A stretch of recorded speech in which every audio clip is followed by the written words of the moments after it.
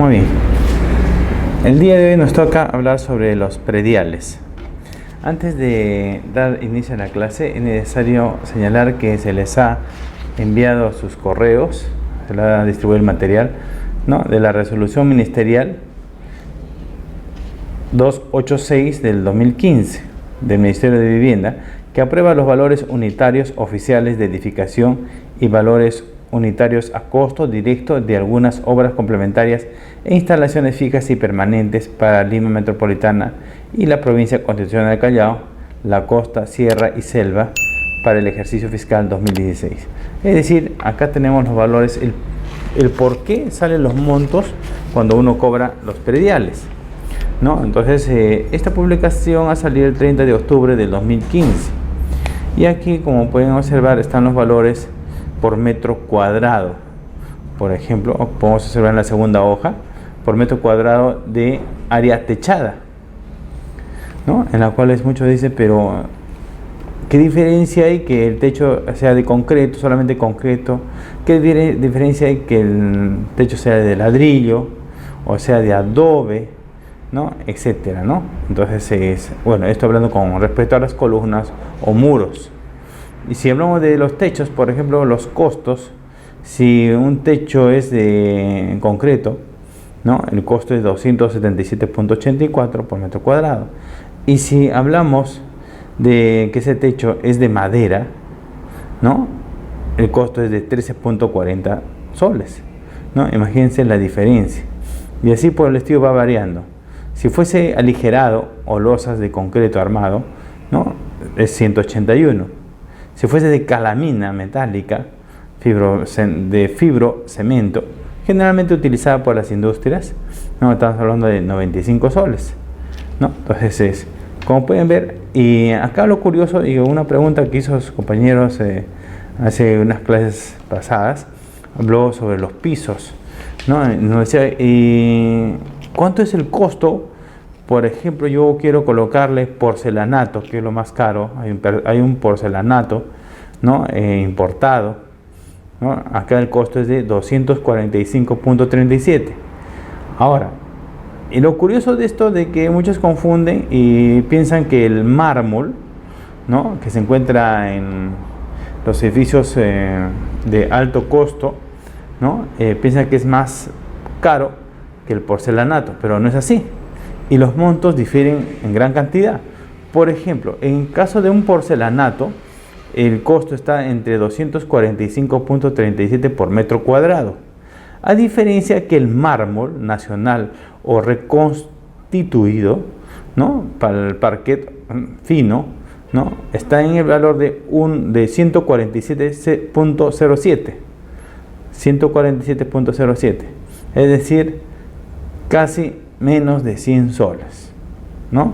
Entonces es la diferencia. Y cuando hablamos por metro cuadrado, imagínense, multipliquemos, hagamos números, el costo pues alto, ¿no? Entonces de ahí viene justamente el por qué se recomienda que cuando se haga una fiscalización o ustedes soliciten una fiscalización tributaria para determinar los prediales, el autovalú, se haga pues antes de una construcción. Porque después de la construcción uno siempre tiene a hacer, como tiene un poquito más de dinero, hace una inversión fuerte, ¿no?, y hace que esto se sobrevalore los predios. Por eso muchos se sorprenden y dicen, pero yo tengo una construcción solamente de 220 metros cuadrados. Sí, pero como si fuese 5.000, porque tienes full porcelanato por todos los cuartos, en la sala y etcétera, ¿no? Entonces, a diferencia, si hubieras utilizado mármol nacional o reconstituido o parquet fino, ¿no?, entonces, etcétera, ¿no? Acá lo interesante de esto es de que el mármol nacional o reconstituido tiene el mismo valor que un parquet fino, ¿no? En otros cuadros se hacía la diferencia entre el mármol nacional o importado, etcétera, con el parquet. El parquet tenía un costo menor, pero ahora se han igualado. Y acá está sobresaliendo bastante el costo del porcelanato. Muy bien. Otro también que es necesario destacar y donde muchos se asustan y dicen, pero ¿por qué el costo se eleva tanto en los baños?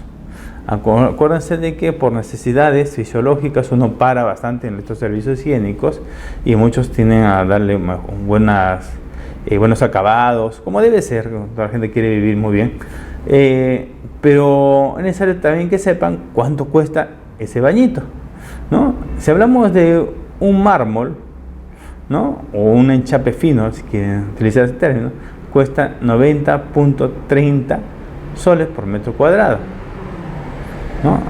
Y si hablamos, por ejemplo, de los baños blancos sin mayólica, el coste es de 11.13. O el intermedio, que es el promedio, baños completos nacionales con mayólica o cerámica nacional de color, 47.63. ¿No? Entonces, como pueden ver, acá está el detalle, el porqué de que nuestras casas tienen el valor, ¿no? Y muchos no entienden y dicen, pero ¿por qué? Y repito, ¿no? Entonces uno dice, pero yo tengo mi casa de 2000 metros cuadrados y tengo otra casa de 220 metros cuadrados y en la de 220 metros cuadrados pago más que en mi casa de 2000 metros cuadrados. ¿Por qué? Justamente por tus acabados, ¿no? Mientras tus acabados sean de mayor lujo, mayor es lo que pagarás, ¿no? Y estos cuadros te lo muestran claramente, ¿no? Y ustedes pueden observar a detalle cada uno de los costos para que ustedes no puedan ser sorprendidos, ¿no? Y ya pueden practicarlos en sus domicilios, en sus propiedades, ¿no? Y justamente ya la municipalidad y reclamar, oye, me has puesto un valor que es diferente al que me corresponde y que está establecido en las tablas aprobadas el 30 de octubre del 2015.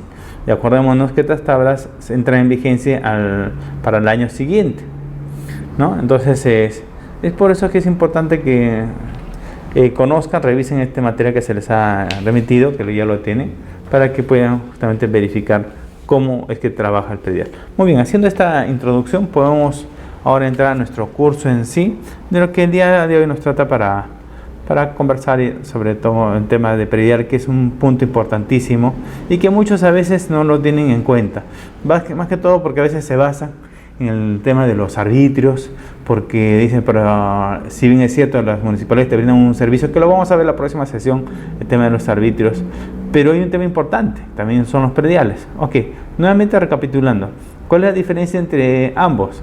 Los arbitrios son tasas, ¿no? Los que se pagan por una contraprestación. Es decir, si la entidad pública no te brinda esta contraprestación, tampoco tienes la obligación de pagar. No solamente lo dice la norma, sino también sentencias vinculantes obligatorias del Tribunal Constitucional, ¿no? En el caso de Surco y en el caso de Miraflores, que lo vamos a explicar a detalle en la próxima clase. El día de hoy vamos a ver el tema de los prediales. Este tema de los prediales a veces se nos escapa y muchos religiosamente van y pagan, a diferencia de los arbitrios. En los arbitrios sí puedes decir, ya, ¿sabe qué? Como no me olvides ese servicio, no lo pago. Perfecto. Y en los prediales sucede que la gente es todo lo contrario, va corriendo y paga sus prediales. Más aún, cuando el Ministerio de Economía y Finanzas a las entidades públicas, en este caso a las municipalidades, les pone metas basadas en los pagos de los prediales. Es decir, te premia el Ministerio de Economía y Finanzas si tú como municipalidad has logrado llegar a la meta establecida para cada una de estas entidades públicas, ¿no? Con el pago de los prediales. No se fija, ojo, en los arbitrios, solamente en los prediales, ¿no? Es el caso, pues, de que viene la presión por tal motivo de los pagos de prediales. Muy bien, entonces señalamos en nuestras primeras diapositivas lo siguiente, que aún siguen habiendo confusiones con respecto al Tribunal Fiscal. Muchos de los que recurren a las municipalidades tratando de evadir, etcétera, acuden al Tribunal Fiscal por temas que no son netamente prediales y nuevamente es necesario repetirlo, ¿no? Se van al Tribunal Fiscal por temas relacionados a cobranza de consumo de agua, que no tienen nada que ver, ¿no? Confunde con lo que se cobraba antiguamente, etcétera, ¿no? Conocer asuntos relacionados a las multas no tributarias, por ejemplo, poner una multa por clausura, etcétera, por no tener licencia de funcionamiento, licencia de construcción. Entonces, sobre todo por el tema de licencia de construcción, van y se quejan al Tribunal Constitucional, al Tribunal Fiscal, que no tiene nada que ver en estos temas. Tribunal Fiscal de otros temas que vamos a analizar más adelante. Conocer los reclamos por los pagos por el uso de colectores de desagüe. De igual forma, eso no le corresponde al Tribunal Fiscal ver esos temas. y conocer asuntos relacionados con el alquiler de los locales municipales, peor aún porque es un tema civil, ¿no? Entonces tenemos que tener el panorama claro y ver justamente qué es lo que ve el Tribunal Fiscal. Asimismo, los prediales se cancelan hasta el último día hábil del mes siguiente de producida la transferencia. El predial se cancela el íntegro hasta el último día hábil del mes siguiente de proceder la transferencia. Esto lamentablemente los notarios exigen de que se lleve a cabo este pago, pero no se fijan en los pagos que tienen deuda atrás. Por ejemplo, si hablamos del año 2016, con toda seguridad del año 2015, deuda de 2014, ¿por qué no lo pagaron? Y es por eso que siempre se orienta a las municipalidades de que en sus sistemas bloqueen, ¿no?, de tal forma de que obliguen al administrador a pagar las deudas más antiguas, ¿no? A veces por estrategias, etcétera, amistades, burocracia, etcétera, proceden a pagar las deudas, ¿no?, del año 2016 para hacer la transferencia y cumplir con la norma, pero se olvidan las deudas desde atrás. Y ahí viene el inconveniente de que si yo soy un deudor del año 2015-2014 y llevé a cabo la transferencia, ya no tengo ninguna propiedad en esa jurisdicción, en ese distrito, entonces me voy al extranjero, etcétera, y no voy a la municipalidad a darle la baja del predio, ¿no? Mientras el propietario sí va a darle la alta, yo nunca fui a darle la baja. Por tanto, en ese predio se crean dos titulares. Uno, el que fue el vendedor y nunca dio la baja, por tanto sigue siendo propietario, y el nuevo propietario que dio la alta, ¿no? Entonces ahí viene la confusión y el problema que se da en todas las municipalidades. Es un entrampamiento en los cuales no es culpa también de la municipalidad, sino justamente de los mismos administrados que no declaran sus predios, no le dan la baja a los predios, ¿no?, como debía ser y como corresponde conforme a ley. Bueno, entonces es por eso que se orienta a las municipalidades de que exijan a sus contribuyentes una capacitación, etcétera, permanente, de forma descentralizada, ¿no?, a diferentes por zonas, por urbanizaciones, etcétera, para que ellos hagan su transferencia, etcétera, y también pues avisos, publicaciones, y en lo posible, mediante el AMPE, presentar proyectos, un proyecto de ley que diga, pues, señores notarios, pues así como ustedes lo hacen para cuando lleva a cabo la transferencia vehicular, ¿no?, y revisa que estos no tengan adeudos, tanto en la Municipalidad Provincial de Callao como en el SAT de la Municipalidad Metropolitana de Lima, igual forma exijan, ¿no?, cuando se lleva a cabo el tema de las transferencias y el pago de los prediales, ¿no?, para que ellos mismos no ocasionen un caos y no tengan problemas, ¿no?, en el futuro, ¿no?, de tal forma que las municipalidades pueden trabajar y no se está dando ese perjuicio, que es un malestar general, porque lamentablemente al nuevo propietario le van a llegar continuamente la cobranza de los valores del propietario, del vendedor en este caso. En otras palabras, van a llegar dos cuponeras, dobles valores, etcétera, ¿no?, que va a ocasionar un malestar al vendedor, perdón, en este caso al que hizo la compra de ese inmueble, ¿no? Entonces es importante recalcar para tener en cuenta. Muy bien, entonces podemos decir que el impuesto predial es anual y se grava a los predios urbanos y rústicos. Muchos dicen, yo tengo una chacrita y no me corresponde pagar pues prediales. Falso. A ver, vayan a la municipalidad, se han dado con una sorpresa que tienen una deuda enorme. Si bien es cierto, no pagan mucho, pero este es acumulativo. Entonces, de tal forma que incluso puede llevarse a cabo los embargos. Acuérdense de que los predios rústicos están inscritos en los registros públicos. La mayoría de ellos se inscribieron por el tema de COFOPRI, ¿no?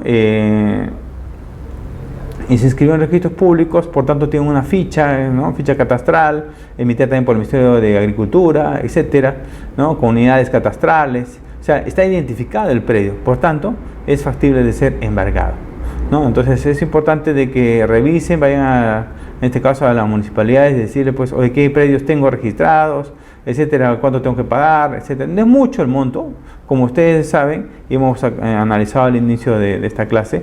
En caso de predios rústicos, en caso de chacras, por ejemplo, que es la pregunta que se hizo en una clase anterior, las tablas no señalan, por ejemplo, en una chacra no vas a encontrar pues pisos de parqué, ¿no?, etcétera, de mármol, no vas a encontrar, pues chacra es rústico, por eso que el costo es mínimo, ¿no? Pero de todas maneras hay que cumplir con nuestras obligaciones, que es importante para evitar problemas a futuro. Muy bien, los impuestos incluyen a los terrenos ganados al mar, ríos, lagos, edificaciones e instalaciones fijas y permanentes. Lamentablemente tenemos gente que invade estas, baja el caudal del río, inmediatamente invaden estas zonas, ¿no? Hay un dicho, pues, ¿no?, que la naturaleza, pues, siempre regresa a su cauce. Y se da, si bien es cierto, pasarán algunos años, pero va nuevamente a regresar y va a ocasionar serias desgracias, porque va a encontrar, la naturaleza va a encontrar construcciones que nunca existieron, ¿no?, poniendo en peligro la vida de muchas personas y involucrando en este caso a las municipalidades, porque ellos van a tener que darles un lugar donde nuevamente vivir y ocasiona un problema social, porque la municipalidad le va a decir, ¿sabes que no tengo dónde ubicarte? No, tú fuiste un invasor, ¿no? Ahora, estos invasores, ¿qué hacen? Con el fin de formalizarse, declaran su predio, se vuelven vecinos, se vuelven contribuyentes. Pero ojo, eso no significa de que ya el señor sea, pues, titular, propietario de ese bien, ¿no? Cualquiera puede declarar, ¿no?, entonces el predio donde está habitando, pero eso no le da la titularidad del predio, ¿no? Entonces, siendo así, la municipalidad en cualquier momento puede anular sus registros. Muy bien, entonces, igual, podemos decir que adquiere la condición de contribuyente a partir del 1 de enero del año siguiente de procese el hecho. Por ejemplo, el día de hoy adquirimos un predio, sábado 8 de octubre no puede ser, tendría que ser el día lunes, ¿no?, en los cuales a partir del día lunes yo me vuelvo propietario. Pero como propietario, por haber llevado a cabo la transferencia, me entregan la llave del predio, entonces en este caso yo puedo tomar la posesión del predio. A partir del mes siguiente voy a pagar mis arbitrios, pero a partir del 1 de enero del año siguiente recién me corresponde pagar mis prediales. ¿Ya? Eso no significa de que no sea propietario, sí soy propietario. Es más, no solamente está declarado, porque me fui a la municipalidad el mismo día lunes con mi minuta o con mi escritura pública, etcétera, presenté a la municipalidad, presenté mi declaración, le di la alta al predio, yo ya soy propietario, ¿no?, de tal forma que incluso ellos al próximo mes ya me informaron que me van a notificar con los arbitrios, pero a partir del 1 de enero del próximo año 2017 ya me convierto en propietario con el tema de los prediales. Pero sí, ya nuevamente reitero, son propietarios a partir de la llevada a cabo la transferencia, ¿no? Entonces, pero con respecto al pago de los prediales me corresponde pagar a partir del 1 de enero del año siguiente, ¿ya?, no antes. Eso se reitera porque ha habido a veces, mucha gente ha sido sorprendida y le dicen, oye, tienes que pagar los impuestos, ¿no? Entonces, ¿qué impuestos? No le corresponde ningún impuesto, pero le sacan dinero para pagar los impuestos que adeudan, pues, los obligados, ¿no? En este caso fue el vendedor que sorprende, oye, mira, que pagar, ya estamos al día, pero hay deudas pendientes todavía, etcétera, ¿no? Entonces tú como nuevo propietario, pues, para que canceles, no, lo cual no le corresponde cancelar nada, todo a partir del 1 de enero del próximo año. El impuesto predial. La base imponible para determinar el impuesto predial se aplica con los valores arancelarios de terrenos y valores unitarios oficiales de edificación vigentes al 31 de octubre del año anterior y estado de conservación que formula y aprueba anualmente el Ministerio de Vivienda, ¿no? Justamente como señalamos, este es nuestro caso. Este fue aprobado al hacer introducción en nuestro curso el día de hoy, presentamos la publicación en las normas. En este caso tenemos la resolución ministerial 286-2015-vivienda, que establece justamente los valores unitarios, ¿no? Fue publicado en el Diario Oficial del Peruano el 30 de octubre de 2015. Es decir, cumple con lo que señala la norma. Volvemos a repetir. La base imponible para determinar el impuesto se aplica con los valores arancelarios de terrenos y valores unitarios oficiales de edificación vigentes al 31 de octubre del año anterior y las tablas de depreciación por antigüedad y estado de conservación que formula y aprueba anualmente el Ministerio de Vivienda. Es decir, cada año tienen que salir unos valores. Es más, hasta hace poco hubo un problema, porque estos valores se triplicaban en valor, ¿no? Hubo justamente reclamos y justamente había un tema político de por medio, ¿no? Lo cual logró dejar sin efecto estos nuevos valores que triplicaban los valores. Estamos hablando del año 2014 para aplicación en 2015, ¿no? Era increíblemente, pero los valores eran, pues, exorbitantes. Por decirles, ¿no? Si los prediales en un departamento eran 500 soles, estos se triplicaban y tendrían que pagar 1.500, ¿no? En otros casos eran 1000, depende del tema predial, pero generalmente se duplicaban, en otros casos también se duplicaban y triplicaban, ¿no? Lo cual era escandaloso, motivo por el cual se dejaron sin efecto, volviendo a los valores reales, ¿no? En tema político, pues parece que sirvió porque se dejó sin efecto esa propuesta descabellada. Las valorizaciones están sujetas a fiscalización posterior por parte de la municipalidad. ¿Por qué viene fiscalización posterior? Porque obviamente tengo que ver que tu construcción esté terminada, esté con todos los acabados en caso que sea nuevo, pero eso no quita que también el administrador solicite una fiscalización. ¿Qué es lo recomendable? Porque muchos a veces no solicitan la fiscalización y cuando le cae de sorpresa, la fiscalización tributaria de la municipalidad va a ver que su predio declarado con anterior propietario, etcétera, era de un piso y han encontrado 3 pisos. Y usted nunca sacó licencia de construcción, y etcétera, ¿no? Entonces, ante esa situación, es por eso recomendable que se solicite la fiscalización tributaria para que puedan verificar justamente su construcción, ¿no? Alguien me preguntó en una oportunidad, me dijo, pero ¿y qué pasa si no le dejo ingresar? No, porque yo estoy trabajando, mi señora igual, solamente está la empleada, permitirle que ingrese va a ocasionar de repente que pueda entrar un ladrón, etcétera, ¿no? Entonces vienen las dudas. Lo que sucede aquí es que cuando no se le permite el ingreso a los fiscalizadores tributarios de la municipalidad, estos pueden hacerlo con base presunta, es decir, desde afuera van a suponer los lujos que no tienes, ¿no? Van a suponer que tienes una piscina que no tienes. Van a pensar que tienes ese parquet fino que todavía no lo tienes porque todavía tienes piso de cemento, etcétera, ¿no? Entonces, ante ese hecho, por eso siempre es recomendable coordinar con la municipalidad y decirle, oye, ¿sabes qué? Véndame a fiscalizar pues tal día que me voy a encontrar en la casa, etcétera, ¿no? Entonces, esas coordinaciones, ese vínculo con las municipalidades es importante, ¿no? Porque acordémonos que la primera autoridad que está cercana a un vecino es nuestra municipalidad, ¿no? A veces, si bien es cierto, hay dudas en acercarnos por temas políticos, o sea, etcétera, ¿no? Eso no tiene nada que ver porque son temas técnicos. Está de por medio del costo, está de por medio del dinero, está de por medio de nuestros vecinos, está de por medio de la vida de nuestras familias, etcétera. Por tanto, hay que estar siempre unidos a esta entidad pública que se llama municipalidad. Muy bien, decimos las declaraciones anuales hasta el último día del mes de febrero. Declaraciones anuales hasta el último día del mes de febrero, ¿no? Fecha en la que se pagan los prediales. Por eso muchos dicen, pero ¿por qué tengo que pagar en febrero si yo puedo pagar en forma prorrateada cada trimestre? Está bien, es una opción también, ¿no? Entonces, pero recomendable de que se pague todo en el mes de febrero. Hasta incluso muchas municipalidades sacan beneficios, 15, hasta incluso hemos podido observar que hay de 20%, ¿no? De beneficios que se le dan a los vecinos de descuento, ¿no? En casos extraordinarios hasta 25%, entonces en los cuales lamentablemente a veces por falta de difusión o conocimiento los vecinos no se acogen, ¿no? Entonces, por ejemplo, tengo una mala mañana de pagar justamente siempre el mes de febrero y con esto me acojo a los beneficios que la municipalidad siempre saca.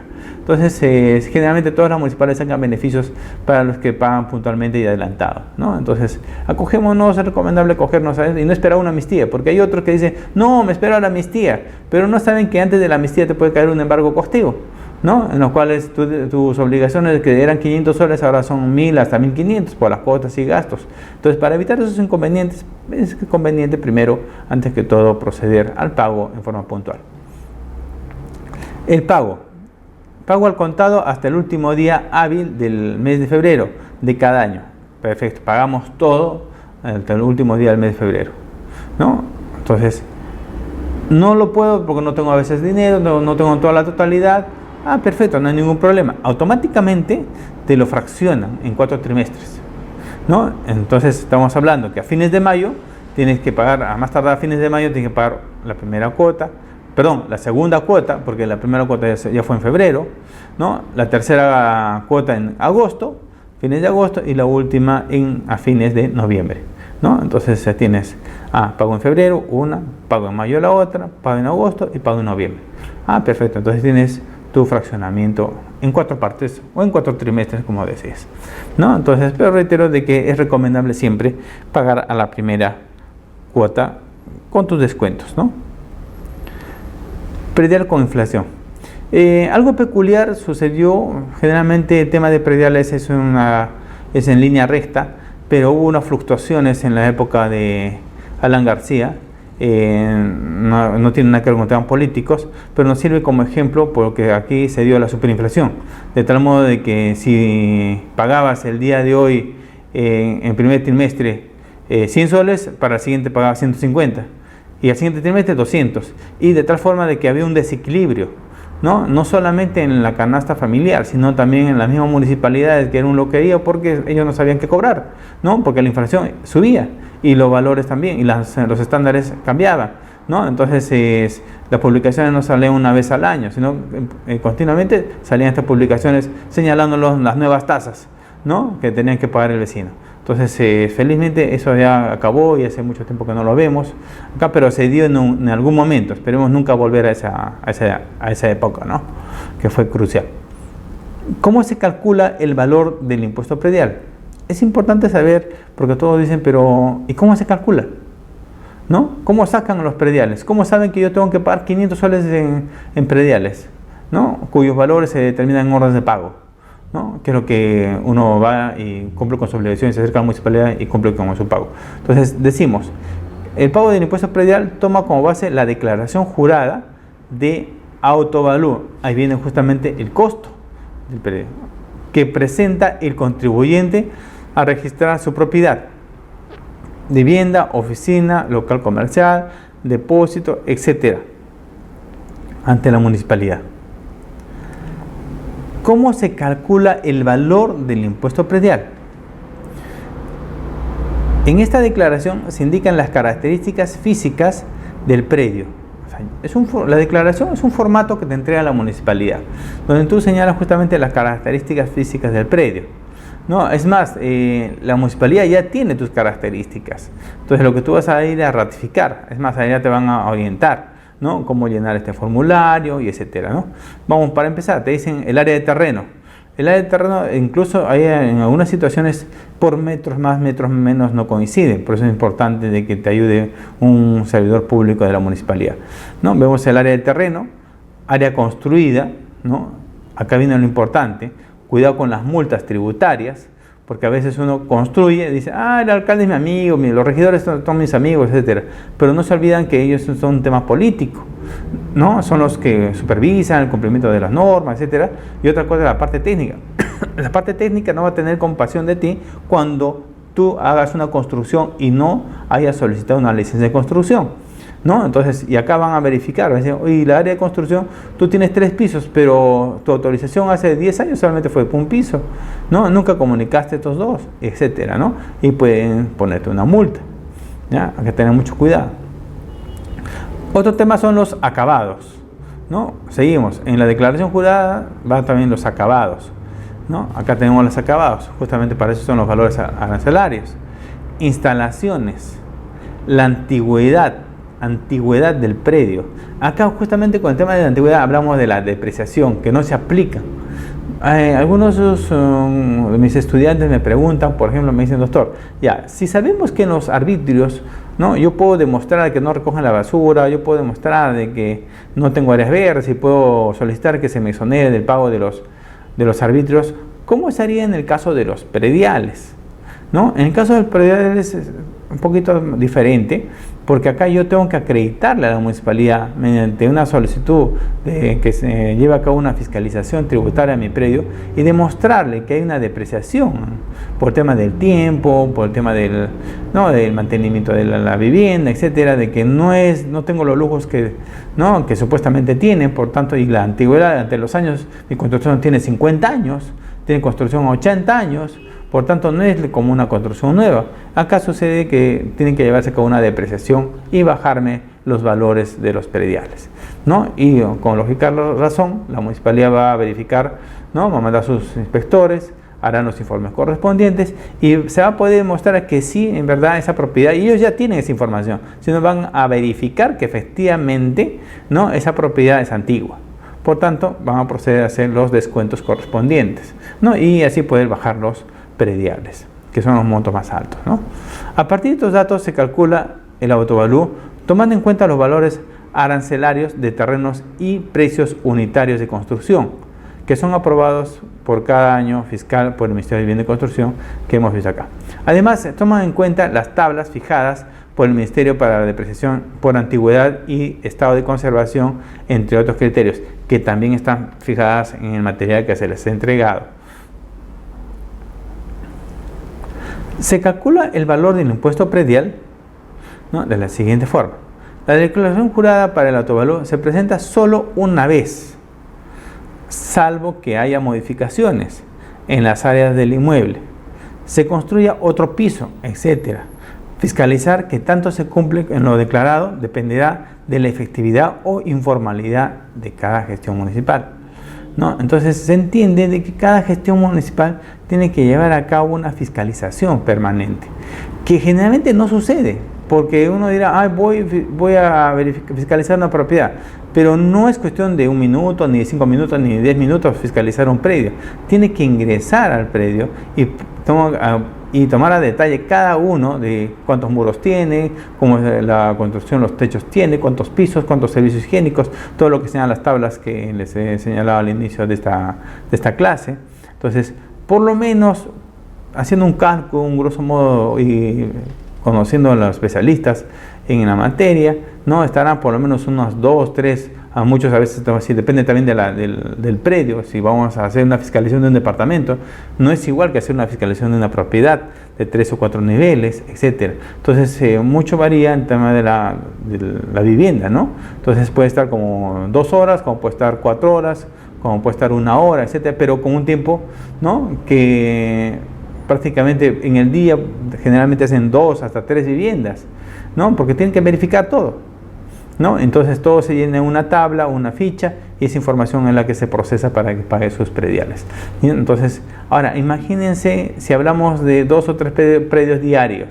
¿Cuántos predios existen en un distrito?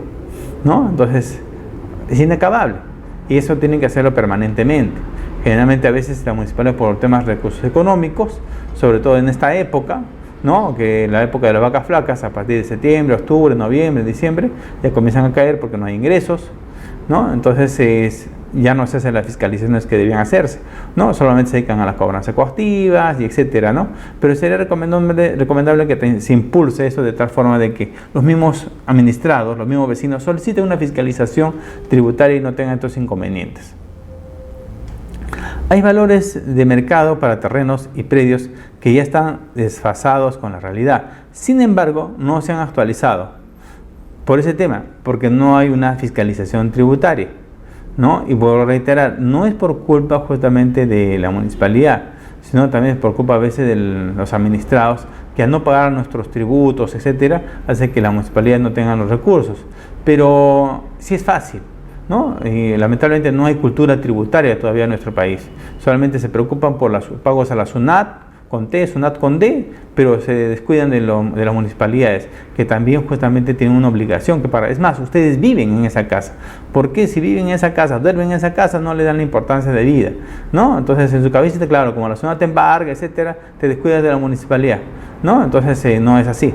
Entonces acá lo que tienen que hacer es solicitar, ¿no?, si es posible, tener una cultura tributaria de que anualmente, oye, señores de la municipalidad, vengan a visitarme, ¿no? Coordinamos tal día, tal hora, para que incluso trabajan también los sábados, las municipalidades pueden venir a verificar justamente cómo está tu predio, etcétera, ¿no? Muchos trabajan de lunes a viernes, pero sí los sábados nos tenemos unas horitas para que vengan, nos fiscalicen, o si no va a estar un familiar para que, ¿no?, se abra la puerta y no haya los problemas que se dan actualmente con el tema de las bases presuntas. Tengan en cuenta que el autovalor es muy distinto al valor comercial del inmueble o terreno. Exacto, ¿no? Cuando hablamos del valor del autovalor, es un tema, por decirles, en un departamento se tienen que pagar digamos 500 soles, por señalar cualquier número, pero ojo, cuando uno dice, si sacamos 500 soles, entonces tu predio debe estar valorizado en unos 30.000, 40.000 dólares. Está bien, eso te puede decir la información que te arroja la municipalidad, porque tú has declarado de esa forma, ponle 30.000, 40.000 dólares. Pero ese es el valor, ¿no?, arancelario, más no es el valor comercial, que es muy diferente. El departamento lo puedes vender en 150.000, 200.000, medio millón de dólares y no pasa nada, ¿no? Entonces es un tema arancelario, es un valor referencial, ¿no?, que muy distante al valor comercial, ¿no? Por eso muchos se ilusionan, dicen, ese predio vale tanto. Mentira, ¿no? Es un valor referencial, ¿no? Entonces, que lo pueden utilizar para otros temas, lo pueden utilizar, como por ejemplo para cogerse algunos beneficios que vamos a señalar más adelante. ¿Cómo se ejecuta el cobro? El cobro se realiza siguiendo una escala de 3 tramos. Eso es importantísimo. ¿Ya? Decimos que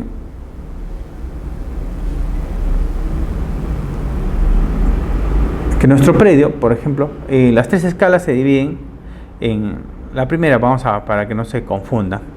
Decimos 3 escalas. La primera, a partir de por las 15 unidades impositivas tributarias. Acordémonos que la unidad impositiva tributaria está en 3.850. Entonces decimos, multiplicamos 15 por 3.850, ya tenemos ahí nuestro monto. Dice que valga el predio que debe pagar 0.2. Entonces, por las 15 primeras unidades impositivas, tiene que pagar 0,2%. Por el tramo que vaya hasta 60 unidades impositivas tributarias, la tasa será de 0,6%. Y por todo el monto que supera las 60 UITs, el cobro será del 1%. ¿Ya? Entonces, si voy haciendo números y digo, pues si mi predio tiene 500 a 1000 metros cuadrados, ¿no? Tengo construcciones, etcétera, ¿no? De 2-3 niveles, entonces yo debo estar ya pagando el 1%, ¿no? Del valor acumulado del impuesto predial, ¿no? De este modo, mientras mayor sea el autovolumen, no se preocupen porque vamos a ver los números, las multiplicaciones también ya están elaboradas en cuadros para saber exactamente cuánto es lo que nos corresponde pagar. Unos ejemplos que a continuación voy a señalarles. ¿Ya? Si una persona tiene más de un predio a su nombre en un mismo distrito, recibirá en su cuponera de pago el monto acumulado.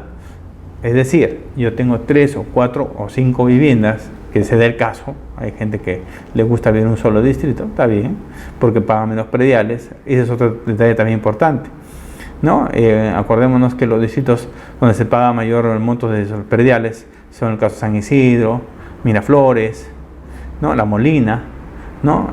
Pero muchos han agarrado y han hecho su análisis y dicen, pero si vive en Lince, Jesús María, ¿no? Cercado de Lima, ¿no? Magdalena, San Miguel, ¿no? Entonces, que son colindantes a estos distritos, pago mucho menos de la mitad, inclusive en algunos casos. Entonces me conviene vivir en esos lugares, porque mis impuestos van a ser mucho lejos de lo que se paga en los otros distritos, ¿no? Entonces, a veces dicen, no, entonces no me conviene vivir en un lugar pituco. Otros sí quieren vivir en un distrito que con muchos recursos económicos, como son los 3 distritos que hemos señalado, donde sus tasas de prediales son muy altas, ¿no? Entonces, ya es cuestión de cada uno de los vecinos donde quiera vivir, ¿no? Pero siempre teniendo en cuenta que hay distritos donde las tasas son más altas, ¿no? Entonces, que otras, ¿no? Por eso que ahí viene el conflicto. Dice, si yo tengo mi departamento en San Miguel, ¿no? De 120 metros cuadrados, pago 500 soles, ¿por qué otro departamento con las mismas dimensiones, ¿no? Pagan en Miraflores, pagan 1500 soles? ¿Por qué uno 500 soles, caso San Miguel, y por qué en el otro 1500? Justamente viene por el tema de los acabados, ¿no?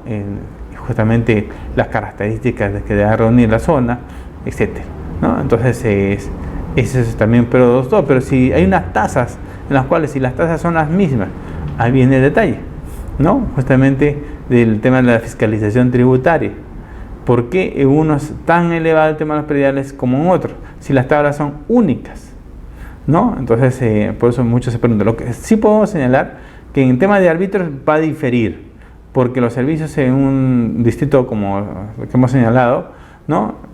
Porque el mantenimiento es periódico, tiene mejores áreas verdes que las que se encuentran en otros distritos, etcétera, va a elevar el costo de los arbitrios. Eso sí, lo vamos a tocar en la próxima clase. Pero en el tema de los prediales, la diferencia no debe ser mucha. ¿Por qué? Porque tenemos de por medio unas tablas, ¿no? Unos valores arancelarios ya fijados.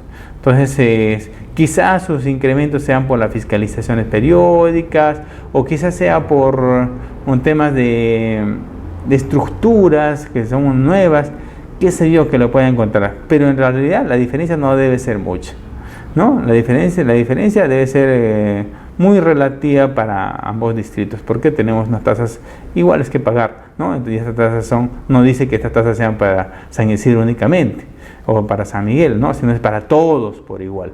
Por tanto, la diferencia no debe ser abismal, ¿no? Entonces es importante tener en cuenta eso.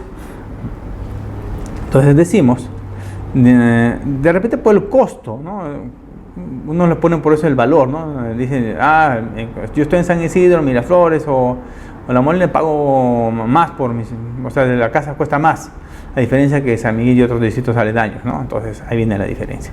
Entonces, pero eso lo vamos a justamente ver en unos gráficos que a continuación nos toca sustentar, con lo cual ustedes van a tener más claro el panorama. Si una persona tiene más de un predio a su nombre en un mismo distrito, recibirá en su cuponera. La cuponera es un librito, ¿no? Donde incluso es grato señalar de que hay unas municipalidades donde ya aparece incluso la foto del predio, ¿no? Entonces, entendiendo esto de que si tengo la foto del predio es porque este catastro que tiene esta municipalidad está casi completo, debe estar al 100%, de repente a un 80%, en lo cual se dan el lujo ya de tener una foto. ¿Qué es lo correcto? Y así debe ser, ¿no? Y ahí señalar justamente el por qué estoy pagando esos prediales, y también va a estar en esa cuponera los arbitrios, ¿no? Se junta ambos. Y en este caso se acumulan de todos los predios. O sea que en una sola notificación están todos los predios. La fórmula que estamos viendo a continuación es para la aplicación del primer tramo. Decimos, para los predios que no sobrepasan, hay que aclarar eso, que no sobrepasan las 15 unidades de imposiciones tributarias, lo multiplicamos por 3.850, estamos hablando de los predios que no sobrepasen sobre los 57.750 soles. Estamos hablando de departamentos pequeños, estamos hablando de chacras, estamos hablando de predios rústicos, etcétera, ¿no?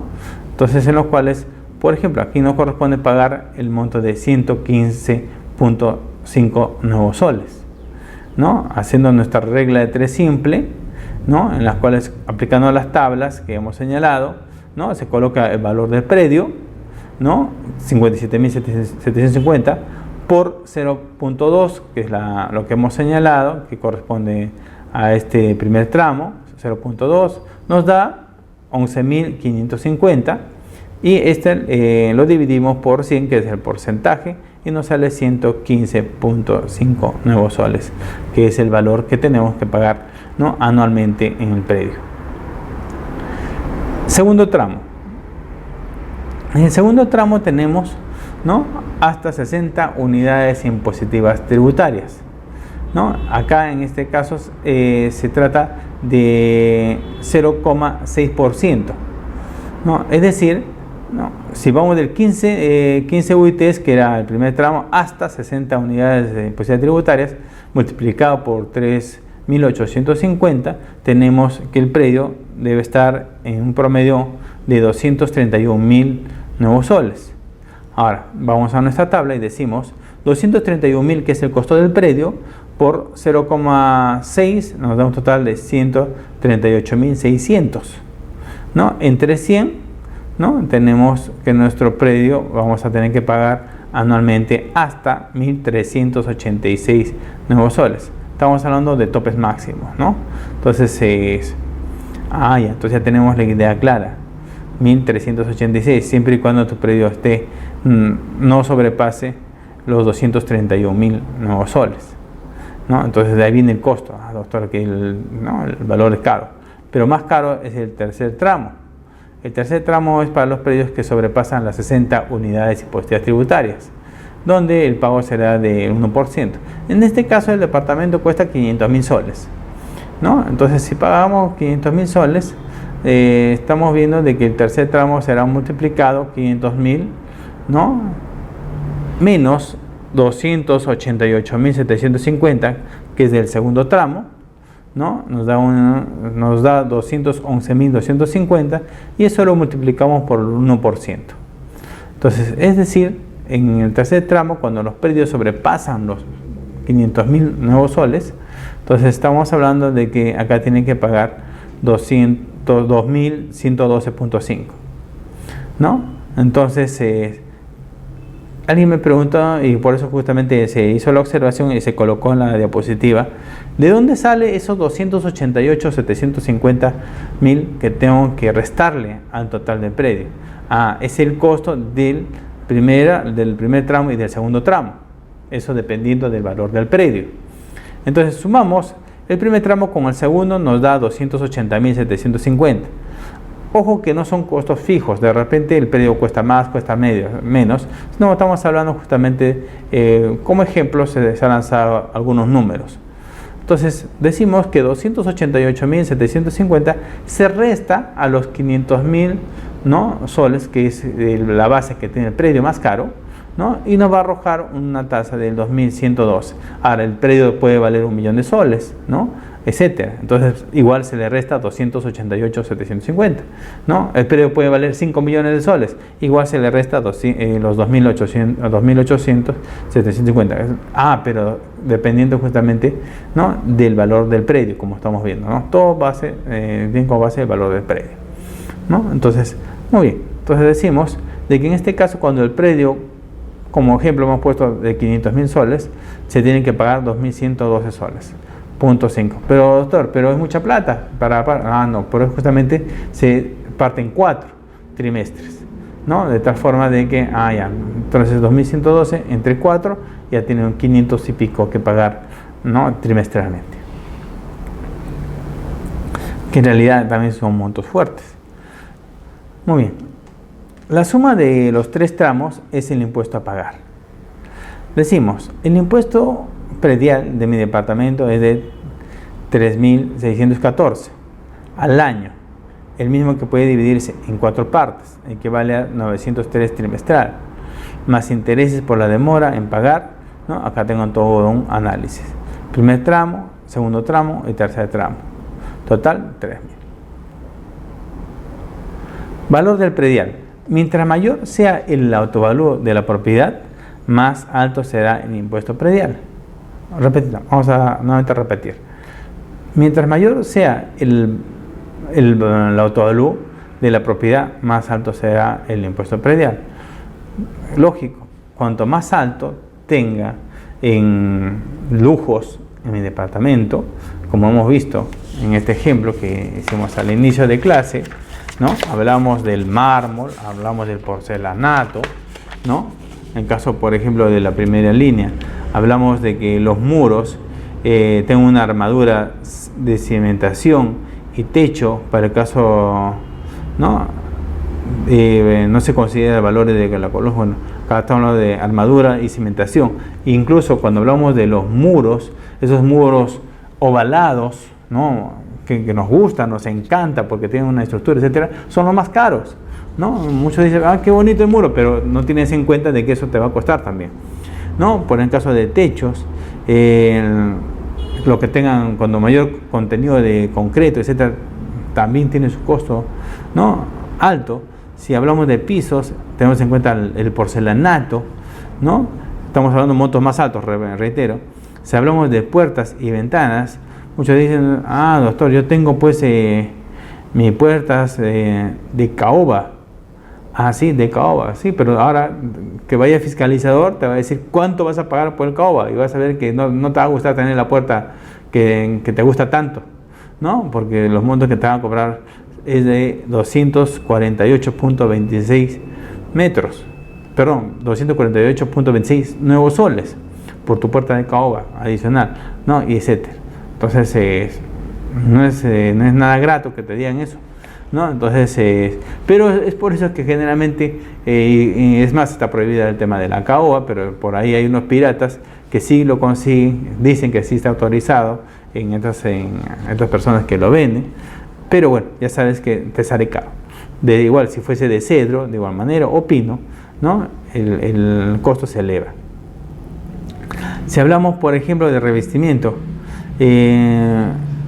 muchos dicen, pero no quiero escuchar el ruido de la avenida, ¿no? Entonces se pone un aislamiento acústico, ¿no? Entonces, este aislamiento acústico o este techo o estas paredes acústicas, etcétera, que se colocan generalmente en las discotecas, ¿no?, videopub, etcétera, tienen un costo adicional muy alto, ¿no? Entonces a veces no le sale a cuenta, ¿no? ¿Por qué? Porque conforme a los cuadros, por ejemplo, si hablamos de acústica, estamos hablando que va a costar 267.59 soles por metro cuadrado, ¿no? Entonces es caro.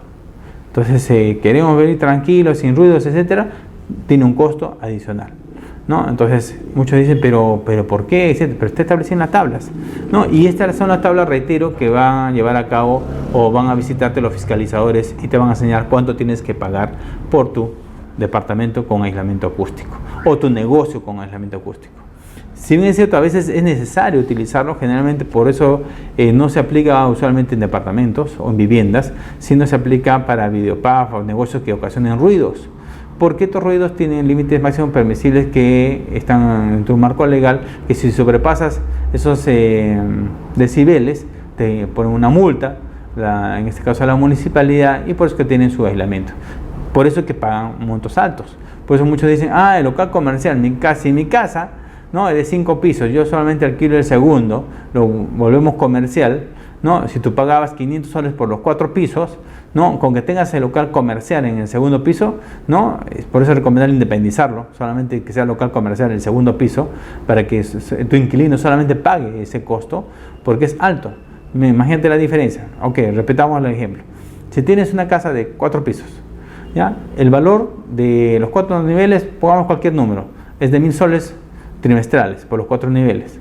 Solamente al momento de convertirlo en comercial, porque vas a alquilar el segundo piso, este local comercial que va a tener que colocar su aislamiento acústico por el negocio que van a colocar, como los que señalé anteriormente, ¿no? Entonces solamente ese segundo nivel va a llegar entre 2.000 a 3.000 soles pagar solamente el segundo nivel. Por eso que se independice, que sea local comercial solamente el segundo nivel, de tal forma que el inquilino pague justamente esos costos. Entonces, por eso que en algunos casos se dice, cuando se trata de locales comerciales, que el inquilino pague los arbitrios y los prediales. Porque el común denominador es de que yo como propietario pago mis prediales y mi inquilino pague los arbitrios. Sí, pero cuando se trata de locales comerciales, ya la cosa es diferente, ¿no? Por eso se recomienda de que en locales comerciales, en contratos, ¿no? Se establezca claramente de que mi vecino, mi inquilino, tenga la obligación de pagar los prediales y arbitrios juntos, ¿no? Entonces, ¿por qué? Justamente porque se va a transformar de un domicilio normal a un local comercial, donde los costos son mayores. Se duplican, en muchos casos se triplican los costos, ¿no? Entonces, de tal forma que no perjudique al propietario del inmueble. Por eso decimos, mientras mayor sea el autovalor de la propiedad, más alto será el impuesto predial que tenemos que pagar, ¿no? Entonces tengan cuidado y siempre a la mano con su tablita para saber justamente cuánto es lo que en verdad le corresponde pagar.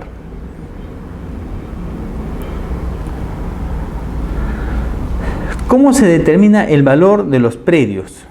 Los valores arancelarios de los terrenos y valores unitarios de edificación.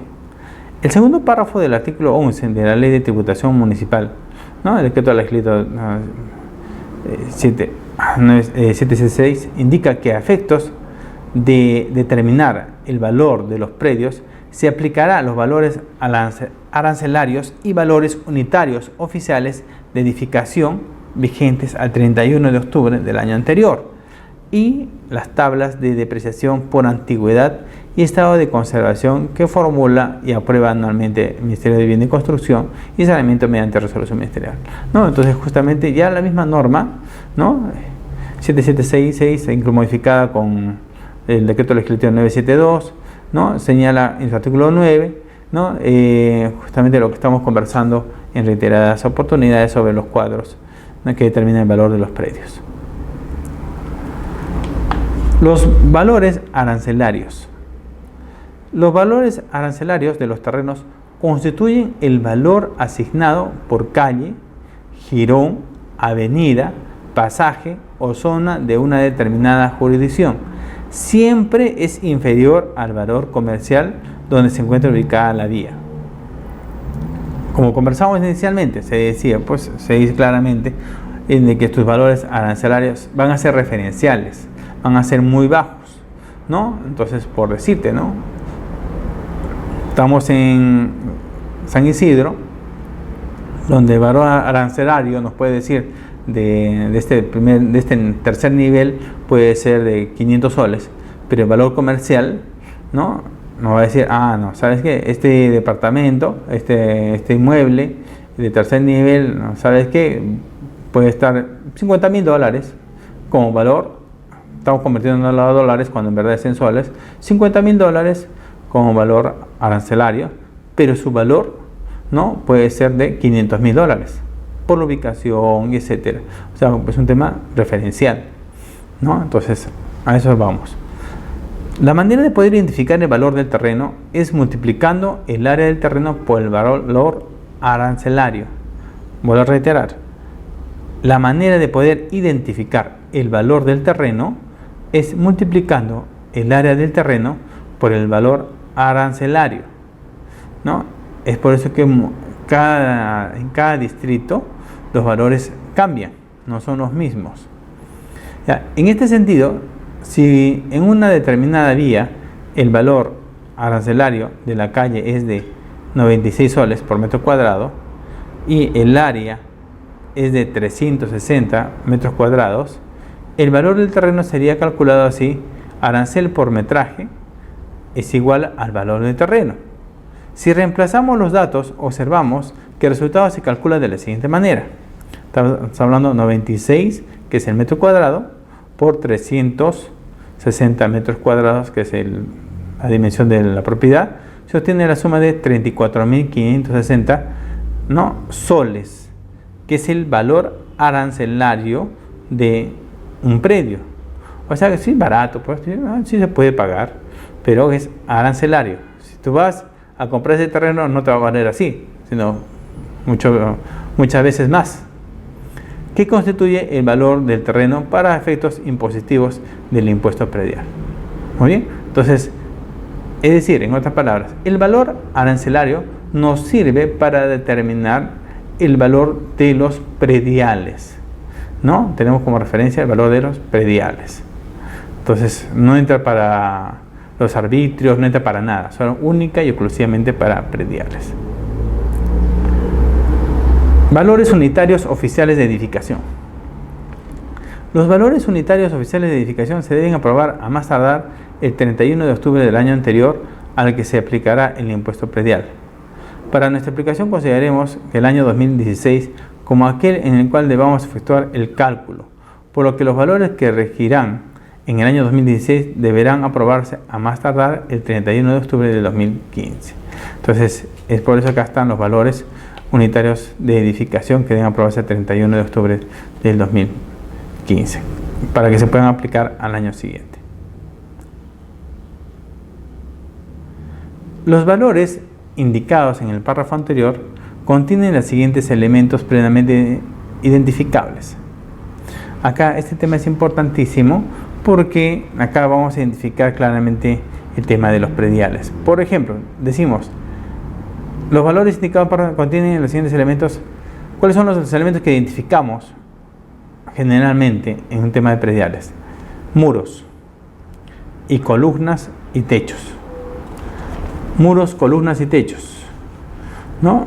Y en nuestra tabla, como pueden ver, tenemos muros, columnas y techos. Es lo primero que van a encontrar en nuestro cuadro. Muros, columnas y techos, ¿no? Y acá tenemos claramente qué es lo que vale. Cuando hablamos de muros, estamos hablando muros y columnas, 457.46, ¿no? Y techos, en los más altos, 237.84, ambos por metro cuadrado. Alguien también me preguntó y me dijo, con razón, que hay muchas universidades, pero están exoneradas las universidades, hay muchas construcciones, ¿no? Increíblemente puedo decir que hay universidades, colegios que aún pagan prediales, no saben que están exonerados, ¿no? Entonces, pero hay construcciones en las cuales son de drywall. Entonces, doctor, si son drywall no hay columnas, ¿qué cobras? No puedes cobrarle. Justamente más adelante vamos a hablar sobre instalaciones fijas, ¿no? Entonces, vamos nuevamente a nuestro caso. Muros y columnas, ¿no? Ya, entonces este es un muro, perfecto, es sólido, no es drywall. Sí pagamos impuestos de esto. Muy bien. Entonces, muros y columnas y techos. Acabados que incluyen pisos, puertas, ventanas, ¿no? Y sanitarios. O sea, como se puede justamente encontrar en el cuadro, se encuentra también una descripción en la diapositiva de cada uno de los pasos que encontramos en nuestras tablas. Por eso se dice que es pertinente señalar y reiterarles el tema de los acabados, ¿no? Lo que acá siempre me llama la atención, y se lo reitero, es el tema de los baños. Muchos a veces le dan los lujos, y he podido apreciar baños, incluso de 14 quilates, los caños, etcétera, que elevan enormemente los costos, ¿no? Estos lujos o el mármol que le colocan, el porcelanato que le colocan los pisos, etcétera. Y a veces reclamamos y decimos, oye, ¿por qué tanto? Porque por los lujos que tienes, pues, ¿no? Entonces, ahí viene el detalle, así como quieres vivir, así también te va a costar, ¿no? Entonces, por eso es que tengan mucho cuidado con este tema de los acabados que se les da. Y todos tienen derecho a vivir bien, está bien, pero también tienes que ver de que así como vives bien, te va a costar pagar esto. Muy bien. Decimos, las instalaciones eléctricas y sanitarias.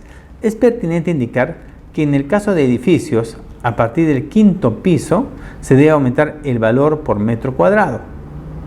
Repito, es pertinente indicar que en el caso de edificios, a partir del 5º piso, se debe aumentar el valor por metro cuadrado en 5%.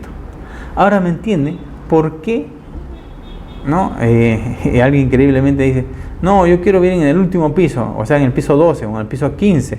No, felizmente en Lima todavía hay pocos edificios que llegan al piso 15 o 20. Pero si quieren vivir en el piso 12, que es el caso que tuvimos, está bien, pero el sismo, el temblor, etcétera, no. Lo que sucede es que cuando más alto vivas, ¿no? Ya sabes que a partir del 5º piso hacia arriba es el 5%, imagínate cuánto adicional tiene el que está viviendo en el piso 12, ¿no? Entonces ese departamento es uno de los más caros.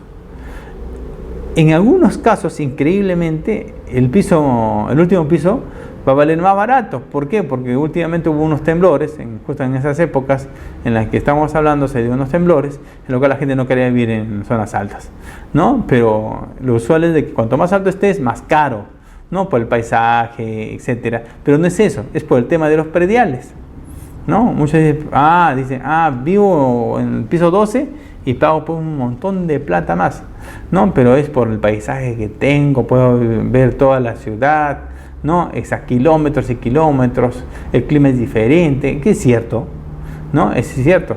¿Por qué?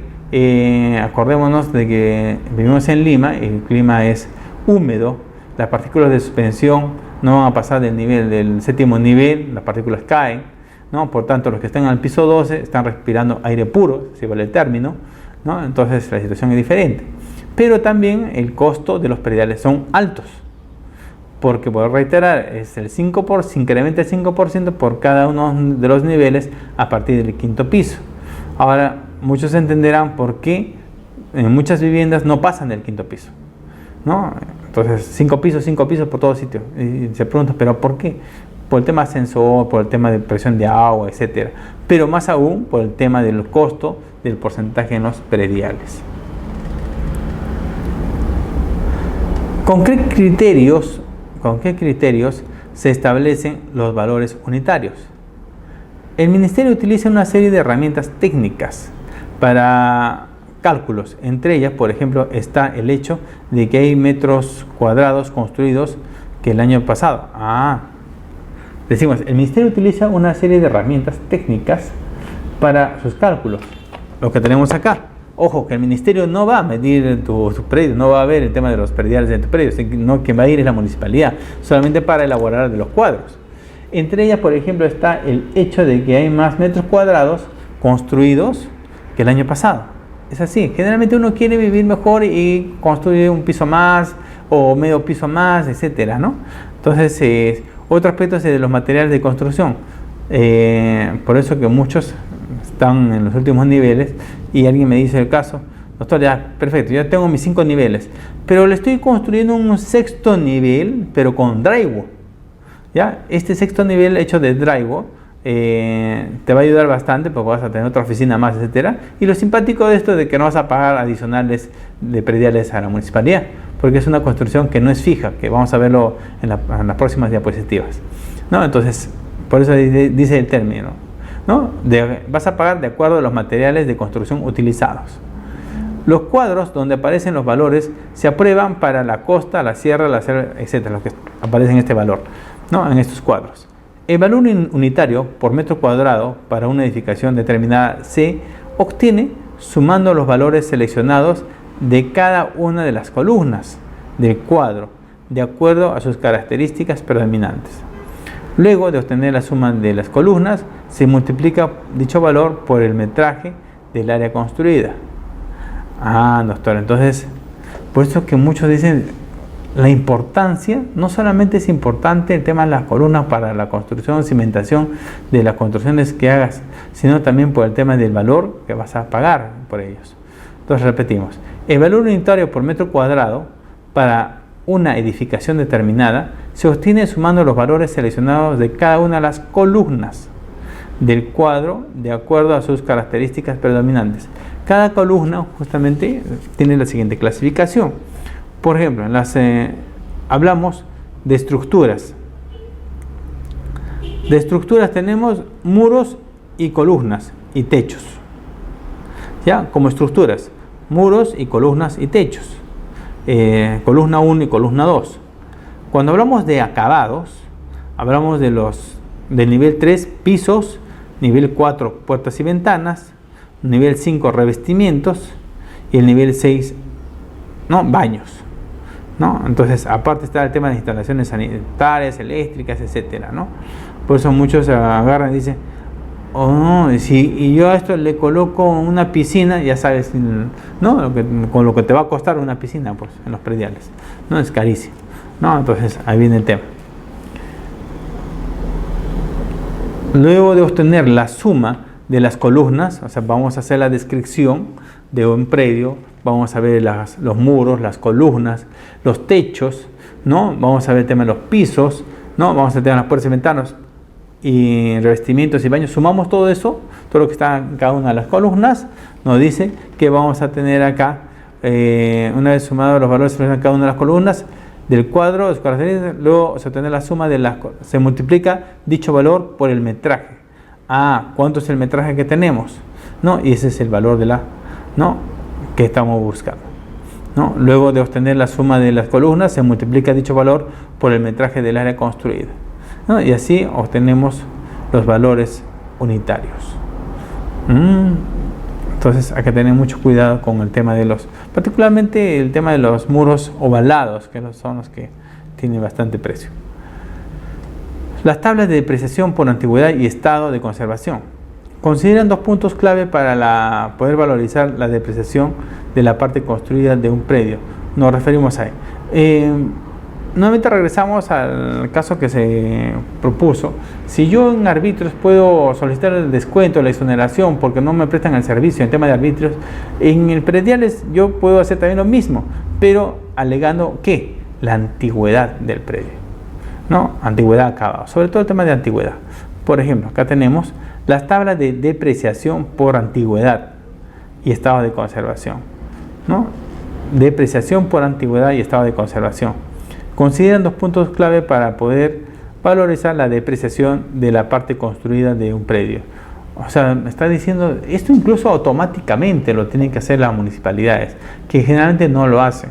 Si yo sé que tengo una construcción, por ejemplo, municipalidades que tienen 100 años, ¿no? Más de 100 años, etcétera, y hay construcciones, y sabes que esa construcción está ahí, y vas a seguir cobrando lo mismo, ¿no? Tienes que llevar a cabo un proceso de depreciación, ¿no? Entonces, por otro lado, puedes sí seguir subiendo de repente el tema de los arbitrios, su costo, pero en tema de depreciación, en tema de prediales, tienen que bajarlos. Entonces, felizmente hay unas municipalidades que lo hacen, pero hay otras que se olvidan de esto. Entonces hay que hacerle recordar a las municipalidades que hay un tema de depreciación de los predios, ¿no? Entonces es por la antigüedad, que reiteramos permanentemente que es importante tener presente. La antigüedad se considera tramos que se inicia en 5 años, ¿no? Entonces imagínense, si estamos hablando de 5 años, Una propiedad que tiene 50 años, imagínense la depreciación que debe tener. Y culminan en el tramo más extremo, que es el de 50 años. Ya, entonces, doctor, si yo tengo una propiedad de 60 años, ¿cómo es el pago? ¿No? Entonces, hay que solicitar la depreciación, ¿no? Entonces, a mayor antigüedad, los porcentajes de depreciación son más elevados, lo cual disminuye la base del cálculo del impuesto predial. Por eso que incluso hay construcciones, ¿no?, antiguas que se han modernizado, ¿no?, y han hecho construcciones nuevas. Ahí viene el tema. Entonces viene la municipalidad y te dice un ratito, ¿sabes qué? La propiedad que estaba acá ubicada tiene 80 años, por tanto la depreciación pues bajísima, pero o sea, prácticamente tus impuestos son bajos, casi cero, pero has hecho una reconstrucción de departamentos nuevos, ¿no?, nuevas estructuras, etcétera, de tal forma que su situación no es de hace 80 años, sino estamos en 5 o 10 años posiblemente, ¿no?, de construcción. Entonces eso tiene que evaluarse, ¿no? Entonces la salida de la municipalidad va a ser esa, que has hecho una reconstrucción, por tanto te sigo cobrando tus impuestos prediales, ¿no?, o tus prediales, ¿no? A mayor antigüedad los porcentajes de depreciación son más elevados, lo cual disminuye la base del cálculo del impuesto predial, en beneficio del contribuyente y en perjuicio de la administración tributaria municipal, ¿no? Entonces eso es lo que tenemos que buscar y lo reiteramos. Acá buscamos el beneficio del contribuyente y en perjuicio de la administración tributaria municipal, ¿no? Entonces, en otras palabras, ¿qué le interesa a una municipalidad? Tener predios nuevos. Por eso que las municipalidades a veces se olvidan de esto y tienen que fomentar justamente construcciones nuevas, edificios nuevos, etcétera, ¿no? De tal forma que tengan ahí un montón de plata que puede sacar en estas construcciones. Y por el otro lado, ya las construcciones viejas ya tienen que, no, las mismas municipalidades en forma automática tienen que ir haciendo su depreciación, ¿no?, de estos predios, ¿no? Entonces, cosa muy diferente que sucede con los arbitrios. Material estructural predominante. Se consideran 3 materiales, ¿no?, predominantes: concreto, ladrillo y adobe. El estado de conservación. En este rubro se consideran las siguientes clasificaciones. Muy bueno, ¿no?, construcciones nuevas, las edificaciones que reciben mantenimiento permanente y que no presenten deterioro alguno. Hubo incluso, esto en la ciudad de Arequipa con los terremotos y en otras partes del país, en las cuales no aprovecharon justamente este momento. Señor, si hubo un terremoto, se cuarteó mi casa, se partió en 2, etcétera, inmediatamente ponerle en conocimiento a la municipalidad para que éste haga su depreciación y no pague estos prediales, ¿no? Porque estás pagando de una casa en estado ruinoso, en un estado mal conservado, o como quieras llamarlo, de tal forma que tus pagos sean exonerados en prediales, ¿no?, hasta que hagas una construcción nueva, tus modificaciones, etcétera, porque es un riesgo vivir ahí, ¿no? Hasta incluso se puede declarar inhabitable, ¿no? Pero muchos no lo han hecho y siguen pagando lo que estaba establecido en ese momento con sus prediales, que eran montos altos, ¿no? Entonces vamos a nuevamente repetir. Muy bueno, las edificaciones que reciben mantenimiento permanente y que no presentan deterioro alguno. Bueno, las edificaciones que reciben mantenimiento permanente y solo tienen ligeros deterioros en los acabados debido al uso normal, ¿no? Entonces eso es el promedio, ¿no? Regular, las edificaciones que reciben mantenimiento esporádico, cuya estructura no tiene deterioro, y si lo tienen, no lo compromete y es usanable, o que los acabados e instalaciones tienen deterioro, ¿no?, visibles debido al uso normal. Incluso acá justamente hubo un caso en el cual una vivienda, al costado de una vivienda comenzaron a construir un edificio. Esta construcción del edificio ocasionó que esta vivienda se deteriore, ¿no? Hicieron su reclamo ante la municipalidad y la municipalidad les exoneró del pago durante 2 años. Aparte de eso, les dio todas las facilidades para su licencia de construcción, etcétera, para que hagan sus mejoras, ¿no? Entonces, y si no me equivoco, la empresa que construyó al costado también colaboró y ayudó a esta vivienda. Entonces, pero todo gracias a que el vecino reclamó que su propiedad tenía deterioros debido a la construcción colindante, ¿no? Y a compensación tuvo varios beneficios, exoneración de pagos, etcétera, ¿no? Entonces, por eso es importante, ¿no? Entonces, el estado de conservación que uno tiene sobre sus predios. Malo, las edificaciones que no reciban mantenimiento regular, cuya estructura acusa deterioros que la comprometan, aunque sin peligro de desplome, y que los acabados e instalaciones tienen visibles desperfectos, ¿no? Entonces, las construcciones antiguas, o como les decía inicialmente, temas de terremotos, temblores que se han dado, ¿no? Y que han ocasionado un problema en la estructura por la antigüedad también. Muy malo, las edificaciones en que las estructuras presentan un deterioro tal que hace presumir su colapso y su único valor es el de los materiales recuperables, ¿no? Entonces, ya cuando hablamos de muy malo, puede llegar incluso al estado de inhabilitación de la propiedad, ¿no? O declararse inhabitable la propiedad, de tal forma de que el pago sería cero, ¿no? Hay viviendas en Lima de que se ha declarado inhabitable, pero no por eso, sino por una mala construcción. Sin embargo, hay unas cuantas propiedades en la avenida Javier Prado, pero sin embargo sigue viviendo la gente ahí, ¿no? Entonces ya la municipalidad no puede hacer nada al respecto, solamente colocar un letrero ahí que la propiedad es inhabitable, ¿no? Y a costo o riesgo de las personas que están habitando adentro, ¿no? Información falsa. Datos que no coinciden con la realidad, toda vez que los contribuyentes declaran un estado de conservación que realmente no corresponde. Generalmente eso se hace cuando solicitan las fiscalizaciones, muy astutamente, ¿no? Solicitan las fiscalizaciones cuando todavía no tienes acabados. Entonces viene el fiscalizador, coloca, ¿no?, piso de concreto, muy bien, ¿no? Lo llenan los cuadros formularios correspondientes conforme al cuadro aprobado de lo oficial peruano, está bien, pero pasado 2 o 3 meses ya que terminan los acabados, entonces la situación ya no es diferente, ya es una situación totalmente, pero doctor, ya no es culpa también del propietario, porque la municipalidad debió venir a fiscalizar al año siguiente, ya no lo hizo.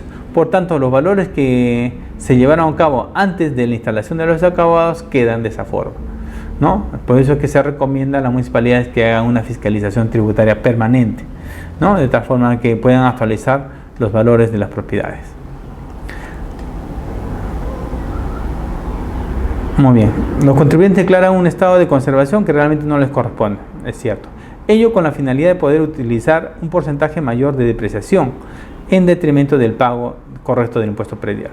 Solo a través de una revisión por parte de la municipalidad respectiva al predio del contribuyente en un proceso de fiscalización, es lo que estábamos conversando, es que se puede detectar diferencias entre la información existente en el archivo de la declaración jurada presentada por el contribuyente y la información que se obtiene de la propia inspección realizada por el fisco. Claro, yo voy a declarar mi predio cuando llevo a cabo la transferencia adquiero la propiedad, voy y declaro qué es lo que he encontrado. He encontrado un piso de concreto, un piso pues simple, tarjeo, sin pintado, sin nada, etcétera. Esa es mi declaración, ¿no? Obviamente dentro de un año eso va a ser diferente, pero ya no me corresponde, ¿no? Puedo ir a declararlo, sí, pero el tema es de que la municipalidad tiene que preocuparse por fiscalizar mi predio, ¿no? Entonces imaginémonos si todo el mundo va a solicitar que le fiscalicen, ¿no? Solamente pues, muchos lo hacen por conveniencias, etcétera, ¿no? Pero sería recomendable crear el tema, la cultura tributaria para que lo hagan permanentemente y no haya estos conflictos que se dan normalmente. Viviendas en humedales. Tenemos 2 humedales, ya, ¿no? Aparte se dice que hay otros más, pero ya estables, regulados, normados, los humedales de Ventanilla y los de Chorrillos, ¿no? Entonces, donde se han ubicado las viviendas y con serios problemas a la fecha. Casas de pocos años de edificada, pero se encuentren en pésimo estado de conservación. Ello puede presentarse en las viviendas construidas en un terreno que tiene afloramiento de agua, ¿no? Incluso también en el Callao, en la zona entre Callao y Ventanilla, hay zonas que están en ese tema, que tienen estos problemas. Es un terreno de afloramiento de agua y se le cubrió un desmonte para poder habilitarlo como terreno, ¿no? apto para vivienda humedales de ventanilla. Como caso típico, el caso de los humedales de ventanilla, donde han entrado toneladas y toneladas de tierra para cubrir y poder construir ahí viviendas. Con el transcurrir del tiempo, el agua nuevamente recupera el terreno perdido por años y la edificación construida sobre el mismo se deteriora rápidamente, cubriendo en su mayor parte con salitre y hongos, deteriorando la edificación hasta casi dejarla inhabitable. Es acá justamente donde entra el tema de deterioro de las edificaciones, donde justamente el vecino puede pedir su exoneración del pago de los prediales, ¿no? Es por eso que las municipalidades están haciendo mal en habilitar zonas humedales. Incluso tenemos el caso Luchetti, que como antecedente nos ha quedado, ¿no?, de que no pueden ubicarse en estas zonas, ¿no?, de humedales y también en zonas de amortiguamiento de estas humedales, ¿no?, por el peligro que se tiene, porque siempre la naturaleza tiende a regresar a su estado natural. La entrega de cuponera. Considerando que los valores indicados anteriormente se publican a más tardar hasta el 31 de octubre de cada año, estamos hablando del cuadro, ello permite a las municipalidades poder llevar a cabo el proceso de emisión de cuponeras conteniendo los autovalús para ser entregados a los distintos contribuyentes del impuesto predial hasta antes del vencimiento de la primera cuota de dicho tributo. Es decir, si el vencimiento de la primera cuota es a fines de febrero, no, estos tienen que estar entregados antes de esa fecha. ¿Para qué? Para que el contribuyente tenga conocimiento y vaya a pagar, pues, ¿no? No, yo voy en mes de enero, mes de febrero, pago toda la totalidad. ¿Por qué? Porque ya me notificaron, ya me entregaron la cuponera, ¿no? A lo cual muchas municipalidades no lo hacen, lamentablemente. También es necesario señalar el costo que tiene la impresión de estas, ¿no? Estamos hablando de miles de cuponeras, pero tienen que hacerlo porque esto se recupera, ¿no? Entonces, esa es la importancia de que se trabaje eficientemente y en forma oportuna, ¿no? Entonces, en otras palabras, se tiene que entregar la cuponera antes de que termine el primer vencimiento del primer periodo, es decir, antes de que termine el mes de febrero. O sea que no les llega la cuponera. Alguien me dice, doctor, pero no me llega la cuponera. ¿Qué hago? Puedes ir a reclamar a la municipalidad. Acuérdate que la municipalidad, para que vaya a notificarte a la punta del cerro, va a demorar. Primero va, pídele tu cuponera, dile, ¿sabes qué? Quiero pagar mis impuestos porque sé que hay beneficios, etcétera, y te la van a entregar. Vas a ayudar con eso, estás colaborando. Y si no la tienen en ese momento, pueden imprimir, hacer una impresión. Y tú pídeles que te hagan la impresión de la cuponera de tal forma que ya sabes cuánto es lo que tienes que pagar y vas inmediatamente y pagas, ¿no? De tal forma, no hay que esperar de que lleven la cuponera porque van a demorar en llegar. En muchos casos ni llegan, porque los notificadores a veces también son mal pagados, o la distancia, la ubicación, no encuentra, ¿no? Hay muchos problemas de nomenclatura también en las calles, en las avenidas, etcétera. Entonces no proceden con la correcta notificación. Entonces, ante ese hecho, ve a tu municipalidad, pídele la cuponera antes de que termine el mes de febrero y pagas, cumples con tus obligaciones y tendrás descuentos, los cuales te van a convenir. Las instalaciones fijas y permanentes. Las instalaciones que califican como fijas y permanentes son aquellas que por su propia naturaleza forman parte integrante de los predios y que no pueden ser separadas de estos sin que se altere, deteriore o destruya la edificación. Hablamos hace poco tiempo de las construcciones hechas por drywall. ¿Son construcciones fijas? Las construcciones de drywall no son construcciones fijas. Pareciera, ¿no? Porque forman parte de un ambiente y están ahora con la tecnología que tenemos, parecen paredes sólidas, pero sin embargo no son fijas, las cuales se pueden retirar en cualquier momento, y eso lo pueden verificar los fiscalizadores tributarios. Conforme con el Reglamento Nacional de Tasaciones del Perú, se señala que las edificaciones con características especiales o usos especiales, las obras complementarias, las instalaciones fijas y permanentes, así como las construcciones inconclusas, se evaluarán de acuerdo con los elementos que la conforman, agregando que las depreciaciones por antigüedad y estado de conservación será estimada por el perito.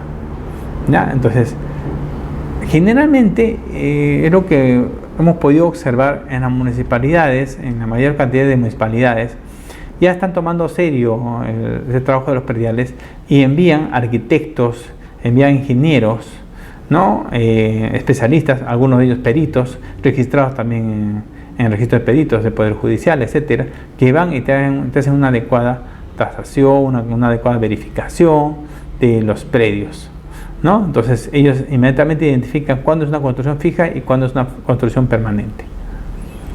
Instalación fija y permanente. Se debe examinar cada caso concreto para determinar si califica como instalación fija y permanente. Este examen es de corte técnico, de tal modo que debe estar a cargo de especialistas tales como ingenieros civiles, etcétera, ¿no? Entonces es justamente lo que conversamos. Incluso también hay entre los arquitectos, etcétera, ¿no? Es posible que la administración tributaria realice calificaciones discutibles, de tal modo que se puede generar impugnaciones por parte de los contribuyentes, tales como reclamaciones. Entonces, eso es importante saber. Si me llega una cuponera donde dice que tengo que pagar, por decir, de 10.000 soles, lo cual viene a ser ilógico, etcétera, que había malos cálculos, etcétera, yo estoy en la facultad de presentar una reclamación.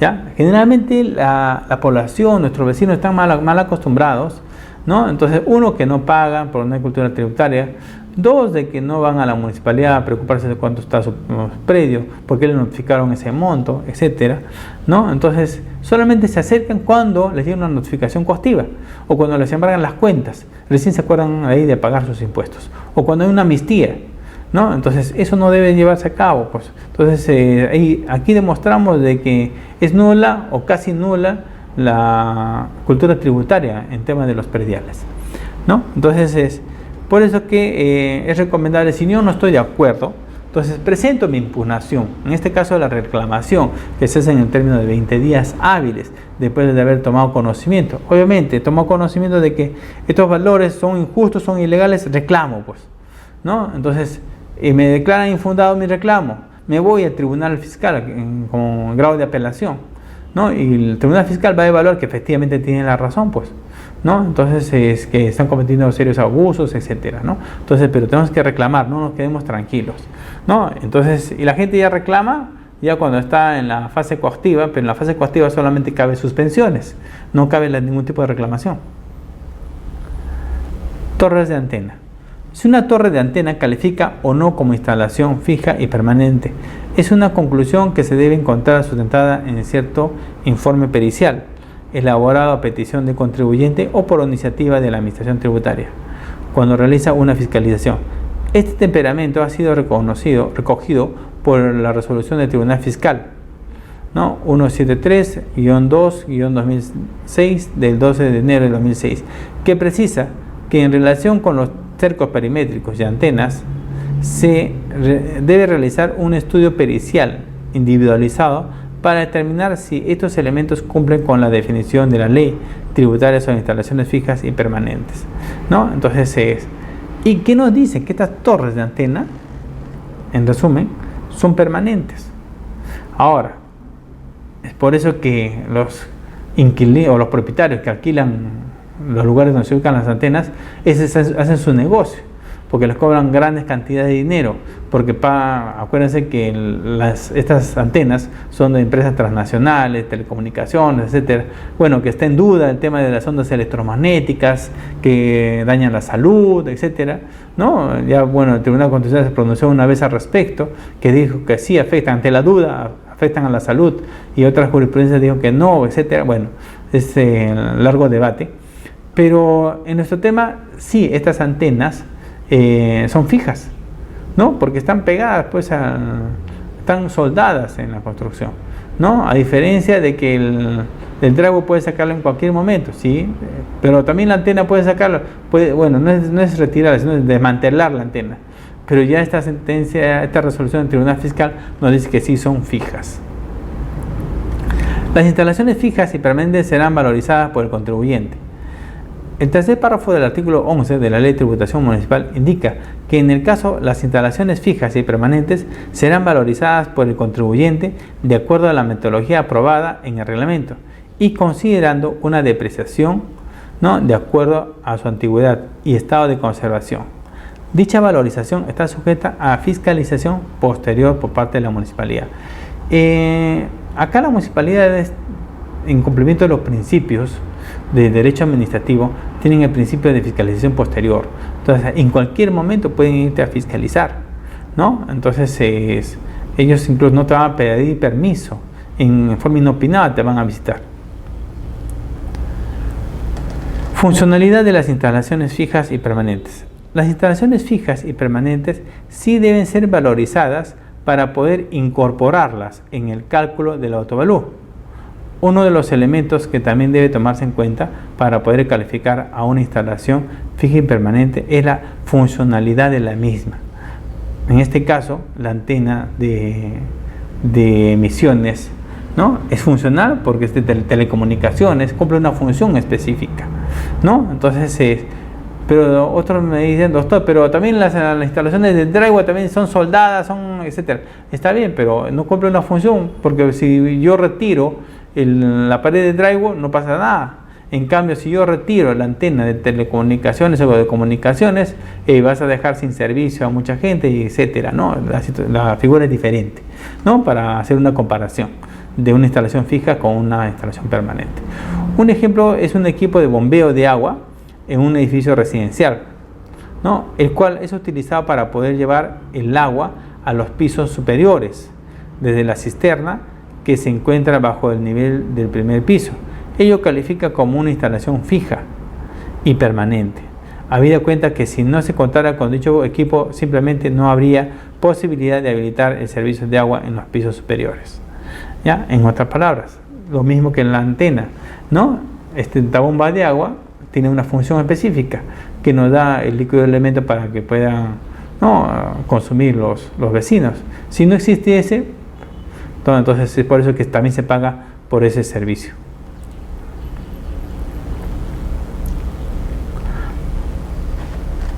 Funcionalidad de las instalaciones fijas y permanentes. Otro caso de funcionalidad de las instalaciones fijas y permanentes podría ser el caso de los pararrayos, colocados en la parte superior de las edificaciones, en aquellas zonas donde frecuentemente existen rayos y truenos, generalmente en provincias, ¿no? Tenemos ahí los pararrayos, ¿no? En caso de Lima tenemos unas lloviznas, ¿no?, que no son similares ni se comparan a las que tenemos en provincia. Se aprecia que si las edificaciones no tuvieran dicho dispositivo, existe riesgo que la descarga de energía que proviene del rayo que colisiona con la tierra pueda causar alguna lesión o quizás la muerte de alguno de los habitantes de dicho complejo habitacional. Entonces, en otros lugares, en provincia, las municipalidades exigen que en cada edificio tenga su pararrayos, ¿no? Entonces, eso está bien, pero ¿lo cumplen?, ¿no? Y sabemos que incluso las sanciones son leves, etcétera, ¿no? Entonces hay que fortalecer esa parte de la obligatoriedad de construir pararrayos. O también los posatierra, por ejemplo, ¿no? Muchos no saben que los ascensores, la importancia de los ascensores es tener el posatierra, ¿no? Porque muchos se descuidan y dicen, ¿qué será posatierra? Ni siquiera no saben dónde están los puntos, ¿no? Y de acuerdo a esto también se ve el tema de la funcionalidad de los ascensores, ¿no? El hecho de malograrse uno de ellos ya estaría ocasionando un grave perjuicio a los vecinos, y todo por un mal mantenimiento o descuido de posatierra, que también se incorpora al tema de los prediales. En ese mismo sentido se encuentran los denominados pozos a tierra, en los cuales existe una barra de cobre que se encuentra enterrada en la tierra y que en caso de una descarga eléctrica, la energía busca dispersarse en la tierra, reduciendo de este modo el riesgo de descarga en las personas. ¿Ya? Entonces, ahí viene el tema de la importancia del pozo a tierra. Fiscalización de las municipalidades. En el área de fiscalización de municipalidades se consideran como instalaciones fijas y permanentes ciertos casos tales como instalaciones de bombeo, cisternas de agua, ¿no?, o tanques de agua, ¿no?, y combustible, piscinas, puertas levadizas y cercos eléctricos, ¿no? Algunos que les gusta tener una piscina también, pero el costo de esa piscina es alto, ¿no? Las puertas levadizas, dices, pero no son fijas, pero dan un servicio, por tanto se considera también como fijo, cercos eléctricos, etcétera. Un caso interesante ha sido el gasoducto, ¿no? Justamente que tiene varios problemas actualmente porque hay fugas, etcétera, ¿no? Ya hemos dicho que se trata de una tubería especial para el transporte de gas. el Tribunal Fiscal en la resolución 452-5 del 2009 ha establecido que se trata de una instalación que puede ser separable, sin causar alteración del terreno. Por tanto, esta clase de instalación se encuentra inafecta al impuesto predial. Entonces, una excepción a la regla es de que estos tanques, que en algún momento pueden ser separables, pues pueden trasladarse a otro lugar, etc. Entonces, están considerándolos como inafectos al impuesto predial, no pagan impuestos. ¿Quiénes están inafectos al pago de predial? Gobierno central, gobierno regional, gobierno local. Justamente hay una tesis que acabo de ver, estamos conversando con uno de los estudiantes, en las cuales se discute que las empresas que tiene la municipalidad metropolitana, por el caso, por ejemplo, del SAD, el caso de Parques, Serpar, EMAPE, etcétera, no pagan sus prediales. La discusión está de que, pero si son empresas municipales creadas antes de la ley orgánica actual, porque la ley orgánica actual, la 27972, exige que la creación de una empresa sea mediante ley, es decir, entre el Congreso de la República, la Comisión de Gobiernos Locales, etcétera, y se apruebe, lo cual hasta la fecha ninguna empresa ha sido aprobada, por desconocimiento, etcétera, ¿no? Pero estas empresas que han sido creadas antes de la ley orgánica de municipalidades, mediante acuerdo de consejo, que se aprobaba adecuadamente, muy bien por la autonomía que tienen las municipalidades, ¿no? Estas se les obliga a pagar prediales, ¿no? Entonces pagan sus prediales, pagan sus arbitrios como un privado, ¿no? Pero sin embargo prestan servicios públicos, ¿no? Una cosa muy extraña, y esto está respaldado por incluso el mismo Tribunal Fiscal lo señala, que están obligados a pagar sus prediales. Entonces, una excepción a la regla, o sea, ellos sí pagan. Pero los que están inafectos son los gobiernos centrales, regionales y locales, gobiernos extranjeros, las beneficencias, las entidades religiosas, templos, conventos, monasterios y museos. Acá hay un detalle importante, dice entidades religiosas. No dice que la religión católica, dice entidades religiosas, ¿no? Entonces es por eso que todo el mundo se cuelga de la norma y pide su exoneración. No, hay diferentes entidades religiosas que están ya siendo exoneradas del pago de los prediales. Entidades públicas, no, ojo, que tienen que contar con el aval de nuestro monseñor, ¿no? Entidades públicas destinadas a prestar servicios médicos asistenciales. Inafectos también al pago de predial, Cuerpo General de Bomberos, ¿no? Ese es correcto, no brindan un servicio gratuito. Comunidades campesinas y nativas de la sierra y selva. Universidades. Acá hay un detalle, por eso alguien dijo, qué rico negocio de las universidades. Señores, no pagan impuestos, y es más, en este caso no pagan prediales, ¿no? Pero sin embargo, es increíble, pero hay universidades, ¿no? Son pequeñas, pero aún así que tienen escuelas de derecho, pero están pagando sus prediales. Si lo primero que si estoy enseñando a los estudiantes de derecho, lo mínimo que deben aprender ellos de que, oye, ¿sabes qué? Debes solicitar el trámite de exoneración del pago ante la municipalidad de los prediales, ¿ya? Entonces, increíblemente pagan prediales y pagan arbitrios, ¿ya? Entonces ya tienen que aprender eso y hacer sus exoneraciones, pedir su exoneración de pago de prediales a la municipalidad, ¿ya? Entonces, universidades y centros educativos. O sea, doctor, también negocio, claro, por eso que viene la cadena de centros educativos, ¿no? Es otro negocio importante, ¿no? En lo cual están cero pago de prediales, debidamente reconocidos. En este caso interviene la SUNEDU, ¿no? Nueva institución que se encarga de fiscalizar a las universidades. Las concesiones forestales. Los predios de las organizaciones políticas reconocidas por el órgano electoral. Los predios de las organizaciones con discapacidad y reconocidas por la CONADIS, los predios de organizaciones sindicales reconocidas por el Ministerio de Trabajo, monumentos de patrimonio cultural de la Nación por el Instituto Nacional de Cultura, o ahora por el Ministerio de Cultura. Ahora, si en caso existiese lucro, dicen, de existir lucro pierden la inafectación. No, pero se entiende que cuando hablamos, por ejemplo, de universidades, ¿están lucrando? No, están invirtiendo. lo cual hay que pensarlo dos veces, ¿no? Porque si creas universidades es justamente para lucrar, pero acá se dice que las ganancias son para invertir, reinvertir, ¿no? Entonces, de ahí pasa que no están lucrando, pues. No, ese caso también de las asociaciones culturales, etcétera, que sus gerentes ganan 50.000, 80.000 soles, 100.000 soles, pero también están exonerados, ¿no? Pero, ¿y dónde están las ganancias? No hay ganancias, porque los sueldazos del que se manejan los directivos pues son altos. Entonces ahí supuestamente están enmascaradas las ganancias. Pensionistas que se encuentran inafectos. Los pensionistas se encuentran inafectos si cuentan con un solo predio y cobran menos de una unidad impositiva tributaria. Entonces, pensionistas que ganan solamente menos de 3.850 están inafectos. ¿Qué se hace con los ingresos? 5% a financiar el catastro distrital, reforzar y mejorar la recaudación, que en realidad no se cumplen, porque de lo contrario todas las municipalidades tendrían ya un catastro pues ideal. Pues. Ejemplo de exoneración: dueños de un predio con pensión no mayor a 3.950.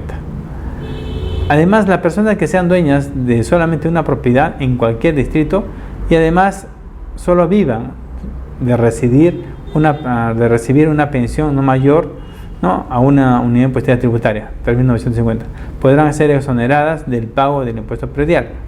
A ellas se les restará 50 unidades impositivas tributarias del valor del predio. Nosotros vamos a ver unos ejemplos que a continuación vamos a observar.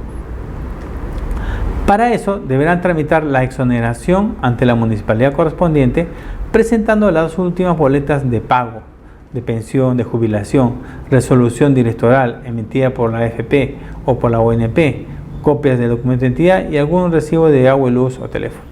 Eso es importante señalar de que las municipalidades deben difundir esto, porque hay muchos jubilados que reúnen los requisitos para poder ser exonerados de los pagos y no lo están haciendo los trámites, ¿no? Entonces debe haber una campaña masiva para que estos jubilados no se perjudiquen, ¿no? Entonces, personas que se acercan a la municipalidad de 80 años, 85, 90 años, vienen con su familiar, le digo, no pienso exoneración, estoy jubilado, pero sin embargo hace 20, 30 años ya debía estar exonerado y recién inicia sus trámites.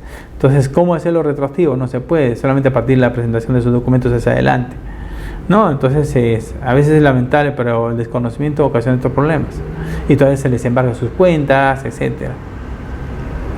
Ejemplo de exoneración de los dueños de un predio con pensión no mayor a 3.950. Por ejemplo, si el autovalor de la casa del jubilado es de 220.000 soles, le corresponde un descuento de 197.500, equivalente a 50 unidades impositivas tributarias. La diferencia es de 22.500. Se multiplicará por 0.2, que es el primer nivel, si se acuerdan ustedes, cuando vimos el prediales, el porcentaje correspondiente a ese valor, y el impuesto predial resultante será de 45 soles. ¿Ya? Entonces, 45 soles anuales. ¿Ya? Entonces, lo cual es pagable.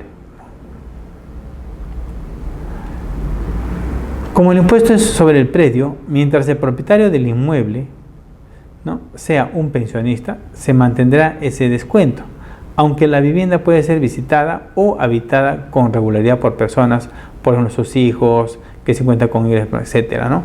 Entonces, eso es lo que generalmente se da con el fin de evadir. Entonces, no ponen conocimiento, ¿no?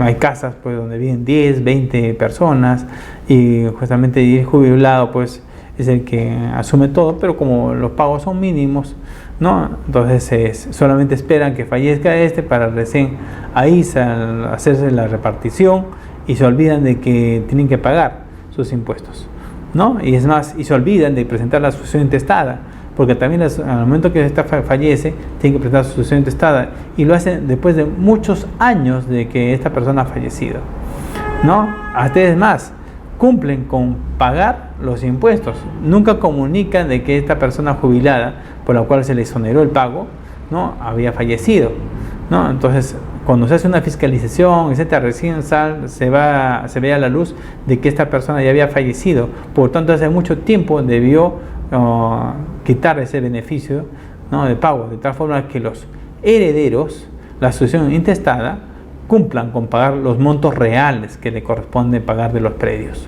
¿no? En caso de los prediales. Entonces acá hay mucho engaño, mucha astucia de parte de los administrados. ¿Qué pasa si no pago el impuesto predial? Si el propietario ha dejado de pagar el predial durante un semestre o todo un año, la municipalidad puede generar un proceso de cobranza coactiva que puede llevar a cabo el embargo de bienes, cuentas bancarias, etc. Si el propietario ha dejado de pagar el predial durante un semestre, o sea, le explico. Acordémonos que tenemos febrero, primera cuota, mayo, segunda cuota, ¿no? Agosto, noviembre, la última. Entonces, imaginemos que no hemos pagado el mes de febrero. Ya, a partir del mes de marzo, ya puedo cobrarle ese primer trimestre. Imaginemos que no he pagado mayo, que es donde se vence segundo trimestre. En junio ya puedo cobrarle coactivamente el primero y segundo trimestre.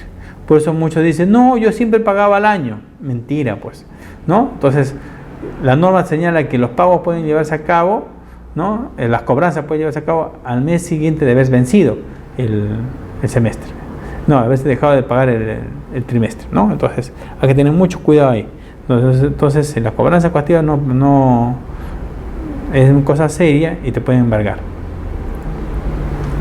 Si usted quiere un inmueble de segundo uso, deberá ir a la municipalidad para comprobar si esa propiedad no tiene deudas acumuladas por no pagar impuestos predial o arbitrios. Usualmente en estas transacciones solo se tiene información del año en que se realiza la compra, pero no del historial completo. Por tal motivo es necesario pedir el estado de cuenta, y el estado de cuenta es gratuito, ¿no? Ahí va a salir toda la historia de tus deudas, de tal forma que vas a ver si el predio que vas a adquirir tiene o no tiene deudas. Por lo contrario, vas a sufrir, ¿no?, con las deudas de otro.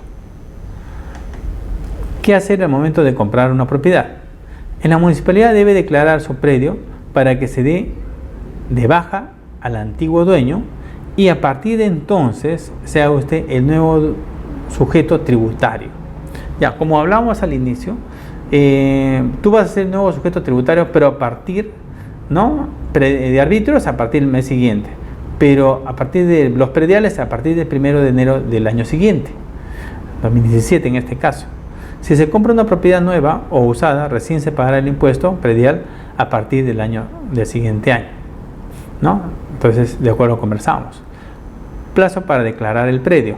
Cuando una persona adquiere un predio, tiene como plazo máximo para declararlo ante la municipalidad hasta el último día de febrero del año siguiente en que realizó la transacción. Nuevamente damos de lectura. Cuando una persona adquiere un predio, adquirimos el predio el día de hoy, el lunes 10, tiene como plazo máximo para declararlo ante la municipalidad hasta el último día de febrero, o sea, el próximo año, antes día de febrero del próximo año, del siguiente año en que realizó la transacción. Sin embargo, importante, como se deben de pagar los arbitrios, que decimos que los arbitrios es al mes siguiente, ¿no es cierto? Ya, para pagar los arbitrios, que es un pago mensual, la declaración debe hacerse el último día hábil del mes siguiente. ¿Me dejo entender? Ah, doctor, me está diciendo de que conversamos en el inicio.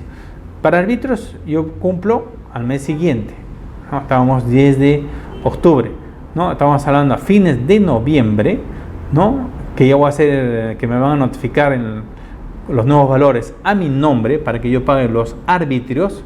Yo ya tengo que declarar el predio, ¿ya? Y no esperar hasta febrero del próximo año.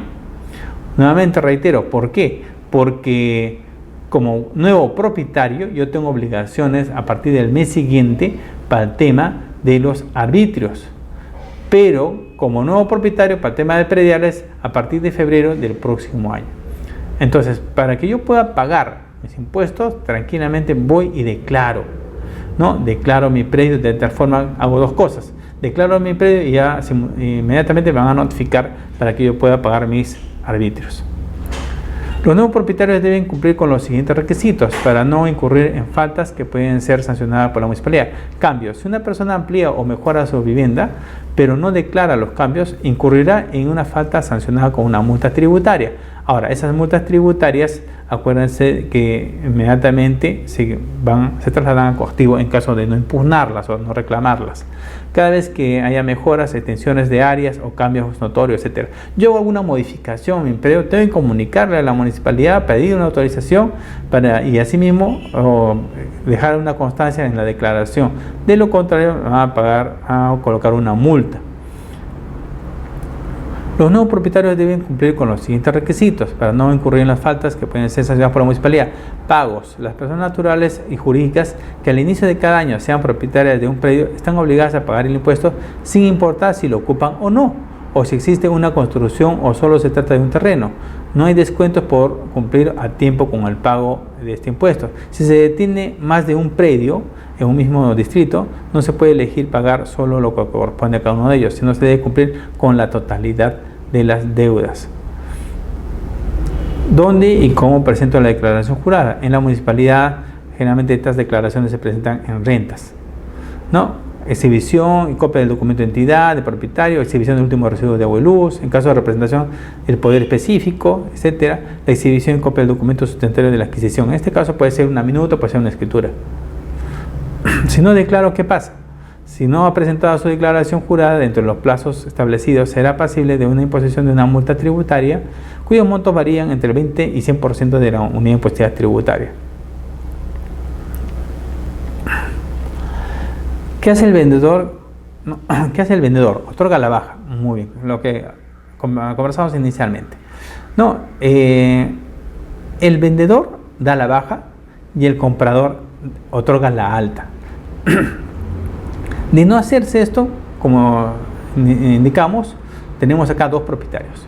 Por eso decimos, cuando se efectúe cualquier transferencia de un predio, el vendedor debe comunicar la venta del bien a la municipalidad, para lo cual deberá presentar la declaración de descargo hasta el último día hábil del mes siguiente, por el tema de los arbitrios, de producidos los hechos. Asimismo, debe cumplir con efectuar el pago del impuesto de todo el año en que se produjo la transferencia, eso conforme a la ley notarial. Pero como señalamos inicialmente, esto trae problemas. ¿Por qué? Porque el notario te exige el último año, pero y los años anteriores quedan impagos. Por eso acá viene el problema de que el vendedor, si tiene deudas atrasadas y no son exigidas por el notario, ¿no? Esas deudas atrasadas, las notificaciones van a ir al nuevo propietario y ocasiona este gran problema. Por eso que es importante la creación de una cultura tributaria, y justamente estos cursos son para eso, ¿no? Para difundir de que nuestros vecinos se acercan a las municipalidades y se acojan a los beneficios que ella tiene, y que podemos justamente lograr la reducción tanto de prediales, y como vamos a señalar en la próxima clase en tema de los arbitrios, también lograr algunos beneficios y reducción también de los arbitrios. Muchísimas gracias.